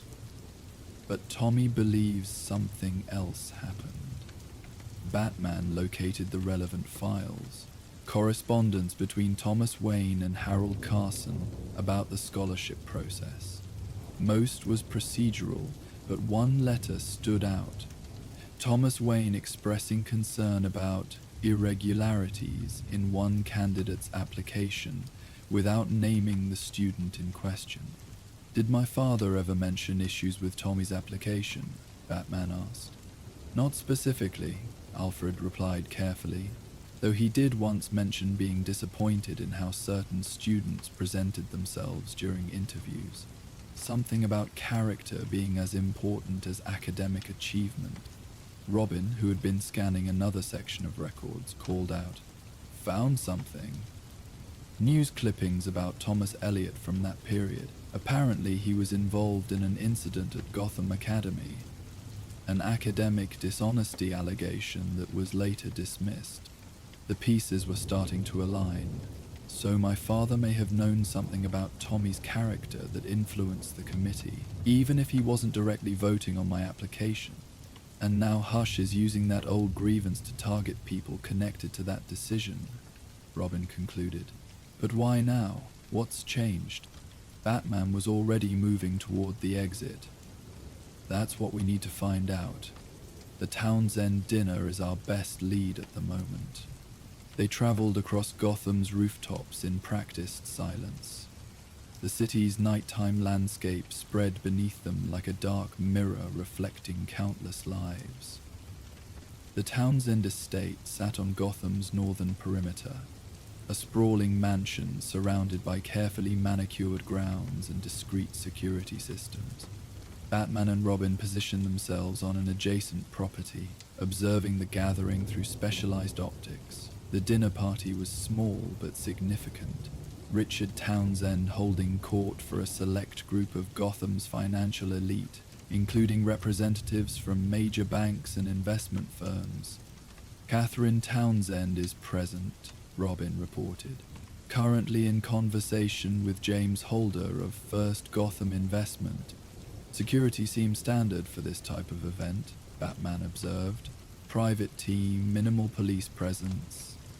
He accessed the Bat computer remotely. Oracle, we need real-time monitoring of the Townsend estate. Any unusual activities or communications. Already on it, Barbara Gordon's voice replied. Interesting timing for this gathering. The Townsend Financial Group just announced a major acquisition yesterday, buying controlling interest in Elliott Medical Technologies. The name registered immediately. Elliott, as in Thomas Elliott's family company? The very same. His mother was the majority shareholder until her death. The company's been in trust since then, with various financial firms managing its assets. The Townsend's acquisition effectively ends the Elliott family's connection to the company. This new information shifted the context entirely. So this isn't just about an old scholarship grudge. Tommy's targeting the people he believes are dismantling his family legacy, which makes this even more personal, Robin noted, and potentially more dangerous. As if confirming their concerns, the mansion's lights flickered momentarily. Security personnel could be seen moving with increased urgency around the perimeter. Power fluctuation, Oracle reported, could be nothing, but the Townsend estate has redundant systems that should prevent even momentary outages. Batman was already in motion, Robin following close behind. We move now, something's happening. They approached from opposite sides, Batman taking the north entrance while Robin secured the service access. The security team was professional but unprepared for the specific threat Hush represented. A surgeon with intimate knowledge of human vulnerabilities, both physical and psychological. Inside, the dinner continued without apparent disruption, though heightened tension was visible in the security personnel's movements. Batman slipped through shadow corridors, monitoring conversations while searching for signs of infiltration. Master Richard, status update. Alfred's voice came through their secured channel. Inside the East Wing, Robin responded quietly. No visible disturbances yet. Security is alert but uncertain what triggered their systems. I've accessed their security logs, Oracle added. The power fluctuation was precisely timed and targeted, only affected specific circuits. Someone with detailed knowledge of the estate's infrastructure. Batman reached the main security office, finding it momentarily unattended, the guards presumably checking the affected systems. The monitors showed normal activity throughout the mansion, but one camera feed caught his attention. A basement corridor where a service door stood slightly ajar.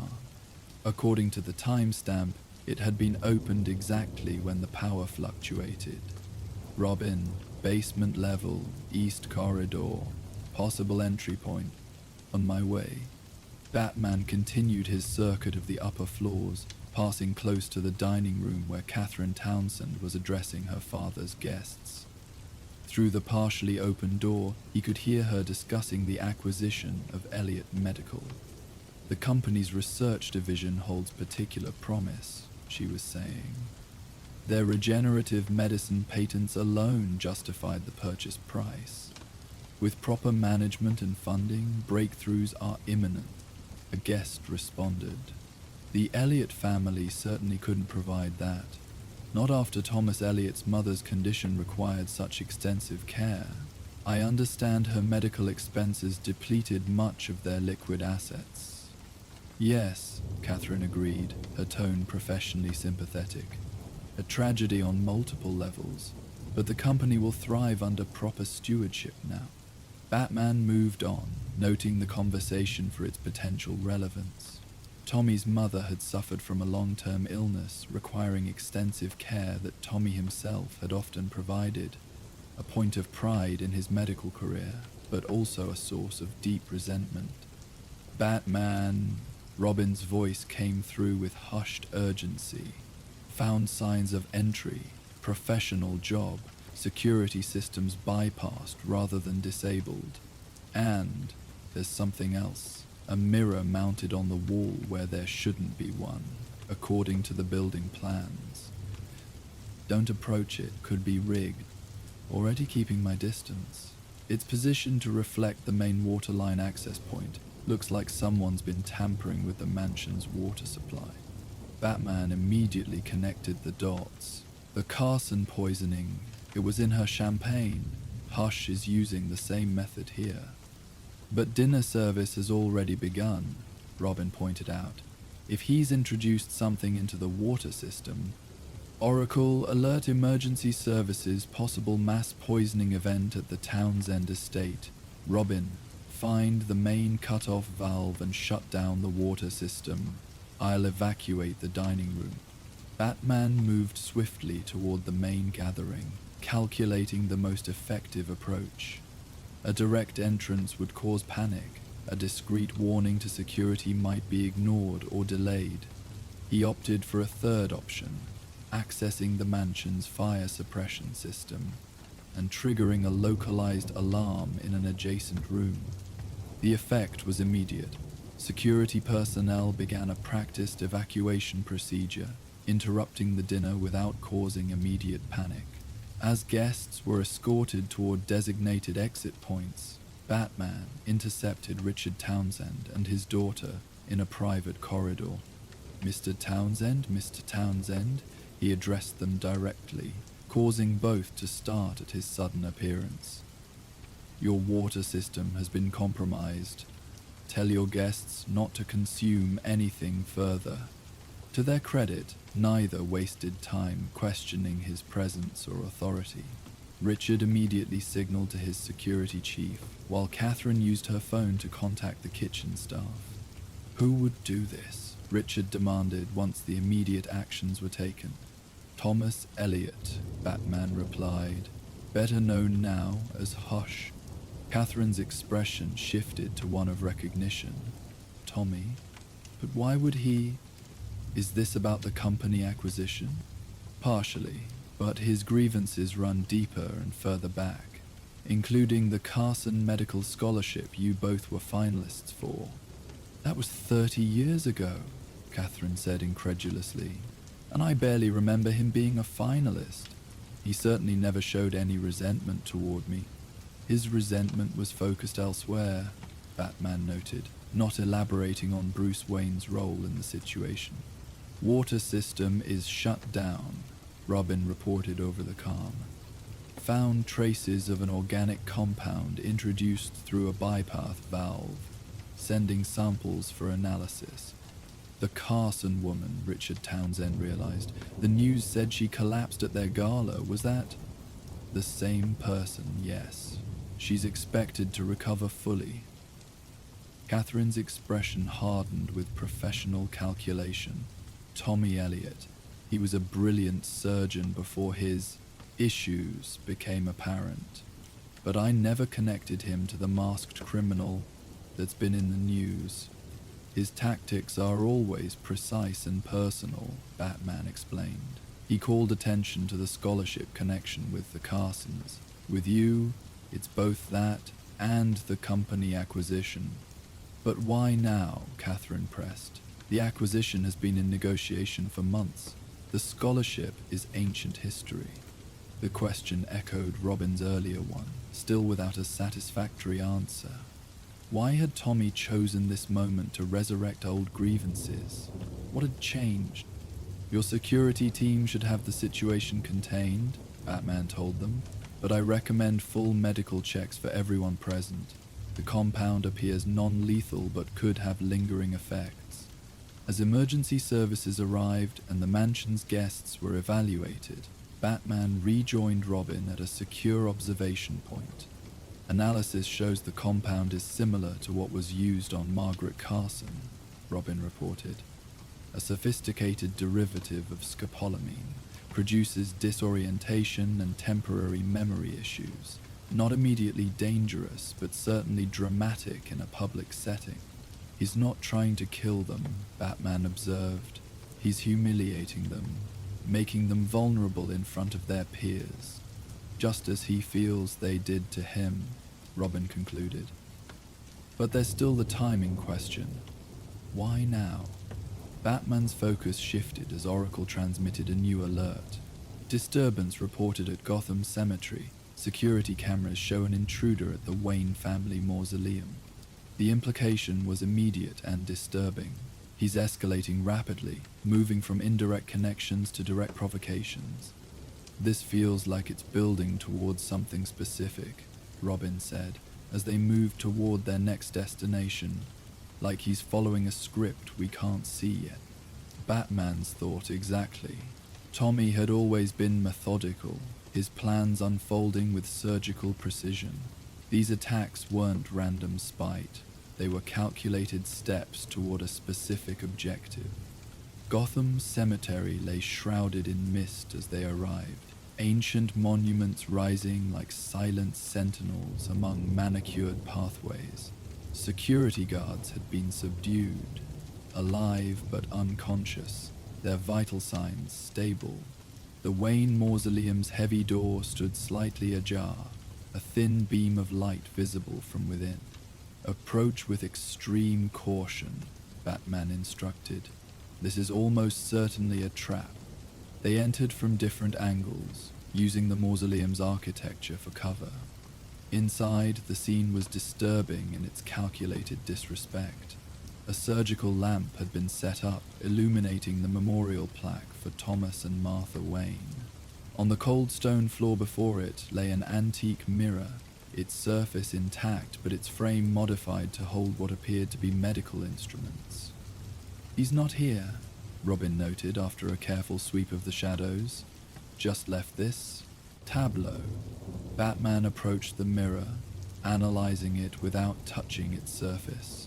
The instruments arranged around it were surgical tools, specifically those used in emergency trauma response.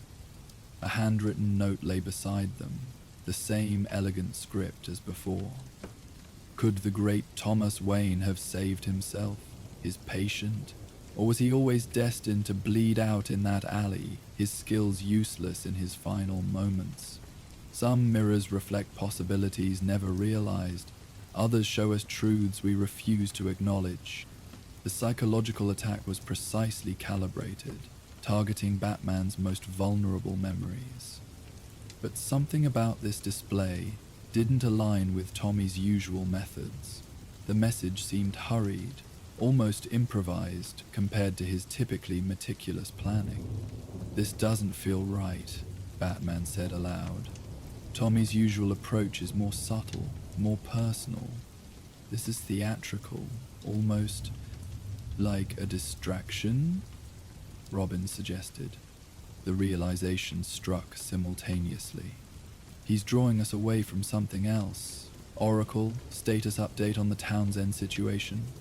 Emergency services have the scene contained. 17 people treated for mild symptoms, all stable. No sign of hush. What about Wayne Manor? Any unusual activity?" A brief pause, then, "Security systems show all clear, but hold on. Alfred's not responding to my check-in call." Batman was already moving. "Robin, secure the cemetery scene. I'm heading to the manor." The journey back seemed interminable, even at maximum speed. Wayne Manor's security systems showed no breaches, but Batman had long ago learned that technology was only as reliable as the human element behind it. And if anyone could bypass his security, it was Tommy Elliot. He entered through a rarely used access point, moving silently through the manor's eastern wing. All appeared normal. Lights set to evening levels, security systems operational, no signs of disturbance. Yet instinct told him something was wrong. "Alfred," he called out, reaching the main foyer. "In here, Master Bruce," came the reply from the study. Alfred's voice, but with an uncharacteristic flatness that immediately triggered alarm. Batman approached cautiously, finding Alfred seated in an armchair, his posture unusually stiff. Standing behind him, one hand resting on the butler's shoulder in a deceptively casual pose that Batman instantly recognized as restraint, was Thomas Elliot. Hush. He had removed his bandaged mask, his surgically altered face now an unsettling approximation of Bruce Wayne's own features. The similarity was both their childhood resemblance enhanced by deliberate surgical modifications. A twisted mirror of what Bruce might have become under different circumstances. "Family reunion," Elliot said smoothly. "The prodigal son returns to find the faithful servant has company. How perfect." Batman assessed the situation with clinical precision. Alfred appeared unharmed but possibly sedated, his reactions slightly delayed. Elliot's posture suggested he wasn't armed conventionally, but Batman knew the surgeon's hands themselves were lethal weapons. "Let him go, Tommy. Your quarrel is with me." "Oh, but Alfred is part of this story too." Elliot's voice carried the cultured tones of their shared upper-class upbringing. "The surrogate father who helped shape you after tragedy struck. The wise counsel behind the entitled prince." "Master Bruce," Alfred said with effort. "He's been waiting for you. Says he has a proposal. A reckoning, more accurately," Elliot corrected. "A chance to finally address the imbalances between us." Batman remained perfectly still, gathering information. "You've gone to elaborate lengths to set this up. The Carsons, the Townsends, the cemetery. All to lead to this moment. Necessary steps. Establishing the pattern of our shared history before the final act." Elliot gestured to the desk where another antique mirror lay, this one unbroken, its reflective surface pristine. "Do you recognize this particular piece?" "You should. It hung in your mother's dressing room." The recognition was immediate and unsettling. The mirror had been part of the manor's furnishings during Bruce's childhood, removed after his parents' deaths when too many memories made certain rooms unbearable. "How did you get that?" "The Wayne estate auction, shortly after your parents died. While you were away finding yourself, certain family heirlooms were sold to settle estate matters. I purchased several items. Keepsakes of our shared childhood." The implication was clear. While Bruce had been training around the world preparing to become Batman, Tommy had been collecting pieces of the Wayne legacy, nursing grievances and planning his eventual. "And now you've brought it back. Why?" "Because it represents our diverging paths, the moment when everything changed." Elliot's hand remained on Alfred's shoulder, but his focus was entirely on Batman. "When your parents died, you received universal sympathy, support, resources. When I orchestrated my father's death and attempted the same with my mother, I was forced to play the devoted son for decades, shackled to a woman I despised, watching my inheritance dwindle on her care." The bitter resentment in his voice was palpable, undiminished by years. "While you gallivanted around the world, I endured. While you played at being a carefree billionaire, I calculated. While you secretly prepared for your crusade, I designed my own." "And yet here we are," Batman replied evenly. "Your elaborate plan leading to this confrontation. What do you hope to achieve, Tommy? Recognition, acknowledgement that we are mirror images of each other, that the differences between us are circumstantial, not fundamental." Elliot's expression shifted to something almost plaintive beneath the calculated control. "We were the same, Bruce. Brilliant children shaped by privilege and tragedy. But you were celebrated for your pain while I was forced to conceal mine. The raw emotion was unexpected. Tommy usually maintained clinical detachment, his surgeon's demeanor intact even in confrontation. This vulnerability suggested something had changed in his psychological state. "Master Bruce," Alfred said carefully, "I believe Dr. Elliot has experienced a significant loss recently." Elliot's grip on Alfred's shoulder tightened momentarily. The faithful servant, always observant. "Yes, my mother finally died last month. After decades of specialized care that depleted the family fortune, perfect timing, really, just as the vultures circled to dismantle my family's company. The timing suddenly made sense. The catalyst for this elaborate scheme wasn't just old grievances, but new losses. The death of his mother simultaneously freeing and untethering him, followed by the Townsend acquisition, erasing his family's business legacy. "Tommy," Batman said, using his childhood name deliberately, "what exactly do you want from this confrontation?" "We've always wanted understanding. Recognition that we are fundamentally the same person, shaped by different circumstances." Elliot released Alfred's shoulder, stepping around to face Batman directly. "You created Batman from your tragedy. I created Hush from mine. Neither of us accepted the hand fate dealt us. We both rebelled against it, shaped our own destinies. We made very different choices in how we responded to trauma," Batman countered. "That's not circumstance, that's character." "Is it? Or is it just the difference between having Alfred here to guide you versus having a manipulative, abusive mother controlling your development?" Elliot gestured expansively. "Nature versus nurture, Bruce. The eternal question." Robin's voice came through Batman's cowl, pitched for his hearing alone.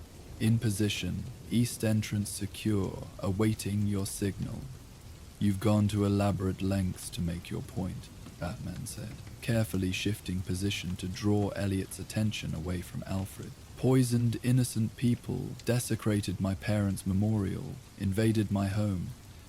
Necessary demonstrations. Establishing the pattern so you would understand the conclusion." Elliot reached into his pocket, producing a small device. "I've rigged specific points throughout the manor with targeted explosives. Not enough to destroy the building, but precisely placed to eliminate key emotional touchstones. Your father's study, your mother's music room, the hallway where you last saw them alive. The threat was calculated for maximum psychological impact, targeting not just physical spaces, but the memories they contain. What do you hope to achieve with this, Tommy? More trauma? More motivation for me to continue exactly as I have been? No. A reset. A recognition that both our paths have led nowhere." For the first time, real emotion cracked through Elliot's controlled facade. "I've lost everything pursuing this vendetta. My medical career, my reputation, years of my life, and for what? To prove I'm your equal, your superior? What does that even mean when we're both fundamentally broken people playing dress-up to avoid facing our real issues?" The sudden insight into Elliot's state of mind was jarring. This wasn't the calculated hush of previous encounters, but something more desperate, more human. The death of his mother, the focus of decades of resentment and obligation, had removed his primary motivation, leaving him unmoored. "So what now?" Batman asked carefully. "Destroy parts of the manor as some kind of symbolic gesture?" "No, that was the original plan, but seeing you here in your dual identity," Elliot gestured to Batman's costumed presence in Bruce Wayne's study, "I realize there's a better resolution." He placed the detonator on the desk beside the mirror, an unexpectedly conciliatory gesture. "I'm tired, Bruce. Decades of hatred, of plotting, of surgical alterations to look like you, and for what? My mother is dead. My family company is gone. My medical legacy erased. I've achieved nothing except proving I can make you as miserable as I've been." Master Bruce, Alfred said quietly, I believe Dr. Elliot is experiencing what psychiatrists would term an existential crisis. The butler understands, Elliot confirmed with a hollow laugh. With my mother gone, my primary motivation no longer exists. I've been operating on momentum, playing out plans designed for emotional satisfaction that I no longer feel. Batman maintained his vigilance despite the apparent surrender. Tommy had proven himself a master manipulator many times before. What are you suggesting then? A truce, not friendship. We're long past that possibility, but mutual recognition that our paths have both led to unsatisfying conclusions. Elliot gestured to the mirror. Look at us. The billionaire playing vigilante, the surgeon playing criminal mastermind. Mirror images of wasted potential. For a moment, silence filled the study. Then Robin emerged from the shadows, having entered undetected during their conversation. If you're serious about a truce, start by disarming the explosive. Elliot didn't appear surprised by Robin's presence. They're not actually connected. The detonator is a prop. I couldn't bring myself to destroy the manor.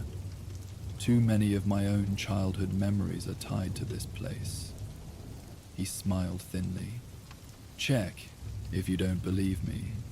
Already scanning, Robin confirmed, his wrist computer active. No explosive signatures detected in the indicated location. Batman studied his childhood friend, now twisted nemesis. If not destruction, then what? What resolution are you looking for from this encounter? Acknowledgement that we've both failed in our chosen paths, that neither Batman nor Hush has found the closure we sought. Elliot picked up the mirror from the desk, studying his surgically altered features. I made myself look like you because I wanted what you had. The respect, the legacy, the freedom your parents' death gave you, while my mother's ongoing existence trapped me. He set the mirror down carefully. But it was always an illusion. Becoming you physically didn't give me your life any more than wearing a bat costume gave you closure for your parents' murder. The insight was uncomfortably accurate. Batman remained silent, unwilling to validate Elliot's assessment, but unable to refute it entirely. So where does that leave us, Tommy? He finally asked. At a crossroads. I'm leaving Gotham. There's nothing left for me here except this twisted obsession that's consumed half my life. Elliot straightened his posture, the brilliant surgeon momentarily visible beneath the vengeful persona. Consider this my farewell performance. No more attacks on your associates. No more psychological warfare. Just like that? Nothing about this has been just like that, Bruce. It's been 30 years in the making, and now it's finished. My mother is gone, the company is gone, even my hatred feels hollow now. Elliot stepped toward the study door. I came to destroy symbolic parts of your past, but I realize now that would just perpetuate the cycle. Better to simply walk away. Robin moved into blocking position, looking to Batman for guidance. The situation was unprecedented. Hush had always been relentlessly devoted to his vendetta.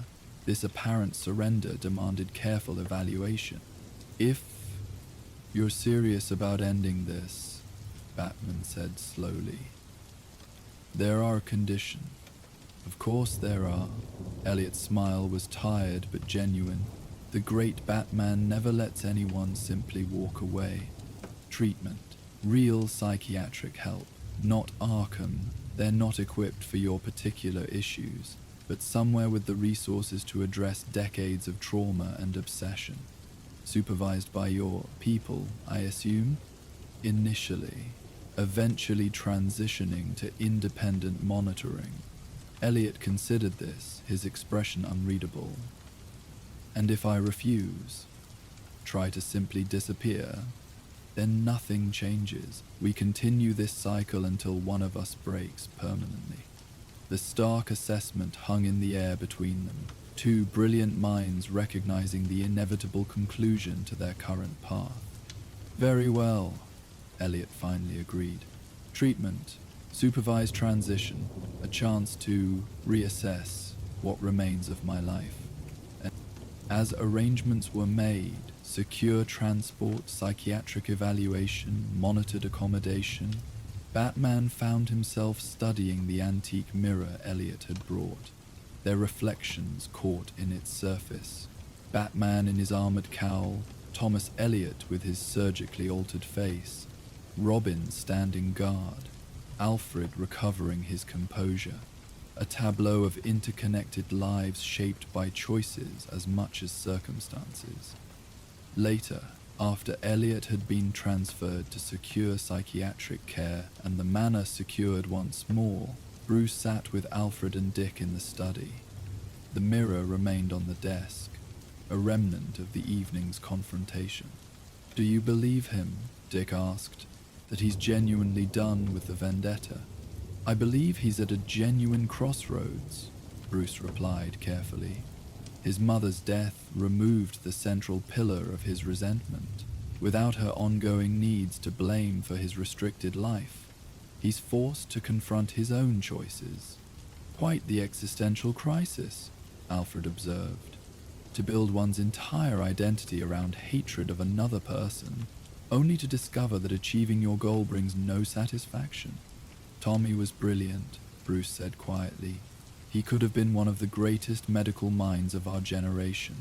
Instead, he devoted that brilliance to an elaborate revenge fantasy that ultimately led nowhere."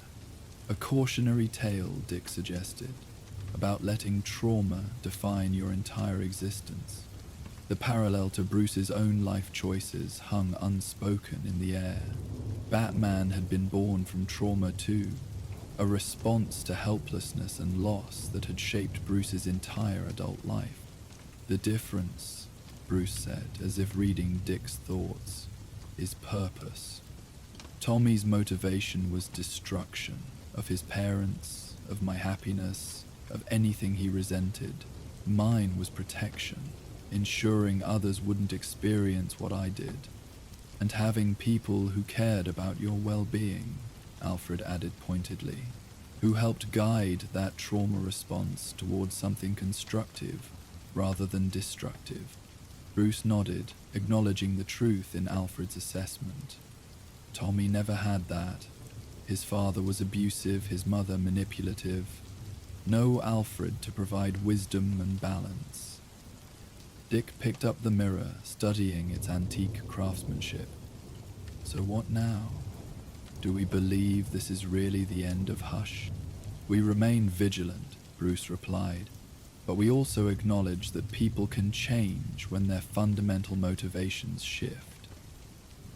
Tommy's mother defined his existence, both his childhood trauma and his adult responsibilities.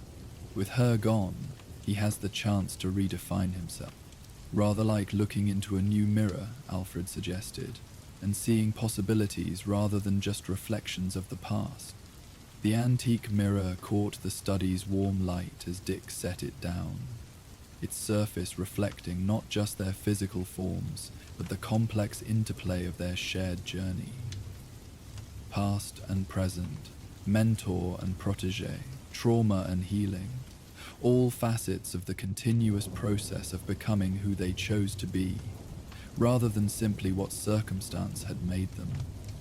As night deepened around Wayne Manor, the three men continued their quiet conversation, bound together not by shared trauma but by the family they had forged in its aftermath. And somewhere across Gotham, under careful supervision, Thomas Elliot began the long process of facing his own reflection without the distorting lens of decades-old resentment. A different kind of battle than any he had fought before, but perhaps the only one that offered any hope of genuine victory. And so our tale of Gotham comes to an end. Let the gentle night embrace you as you drift toward peaceful dreams. knowing that somewhere in the darkness, the Dark Knight watches over his city. If you're not asleep yet, we will now play the ambience of Gotham City at night to help you fall asleep. And if you were just listening to our tales, we will see you next time. Good night and sleep well.